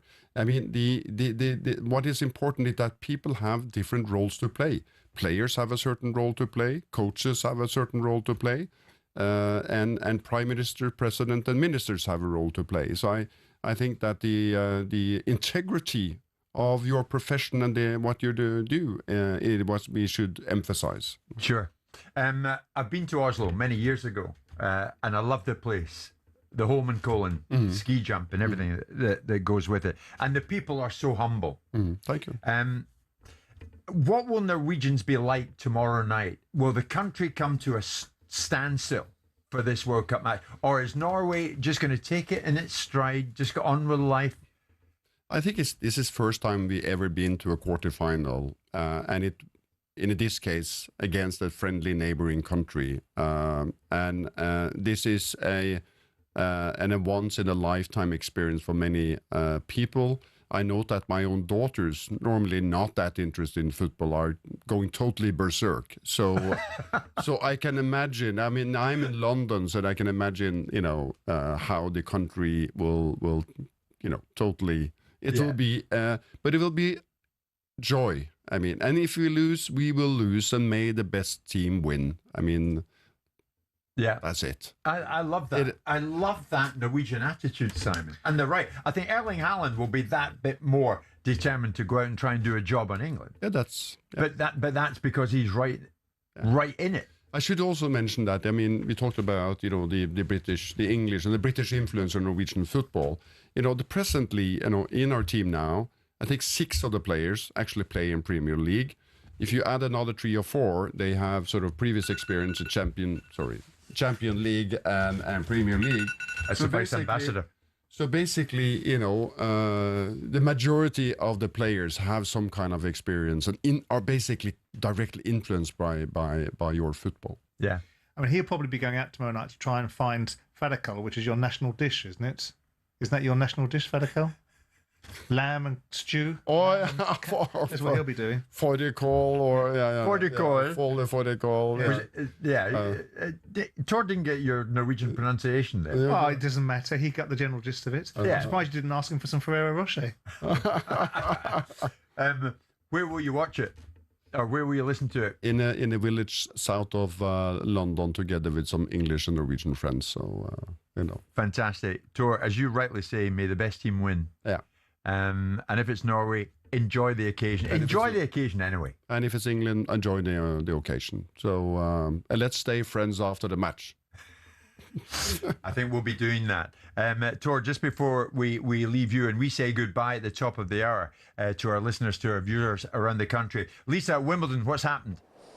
Arthur Ferry's unlikely Wimbledon adventure run is over. Alexander Zverev has sunk his dreams to claim a berth in the 2026 Wimbledon men's final. It was straight sets for the 6'6" German. He didn't drop a point in the first set tie-break, followed up with a serve-busting double break in the second. In the end, it was a performance you'd expect from the second seed here at Wimbledon.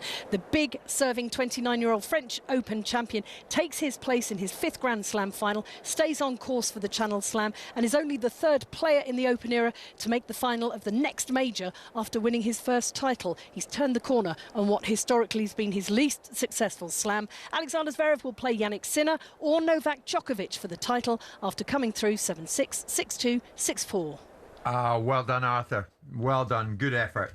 That's it from us for this week. Thanks for listening throughout the week, Monday to Friday. We've had a blast this week. Good luck to Norway. Good luck to England.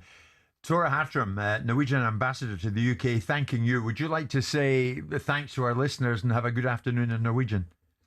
Først og fremst, tusen takk for at dere har lyttet på meg, og jeg ønsker alle en riktig god ettermiddag, og jeg ønsker at vi får en knallgod match i morgen kveld, og måtte det beste laget vinne. Absolutely brilliant. Simon sitting there nodding. I don't know what you're nodding. You got everything. That was we had everything in that one. Tora, thank you. Simon, brilliant. Let's head out to Miami, Florida, because Messrs Goldstein and Bent are waiting to join us, and alongside them for World Cup Game Day Live, amongst their guests, John Arnorisa and Jimmy Floyd Hasselbank. It's 4 o'clock.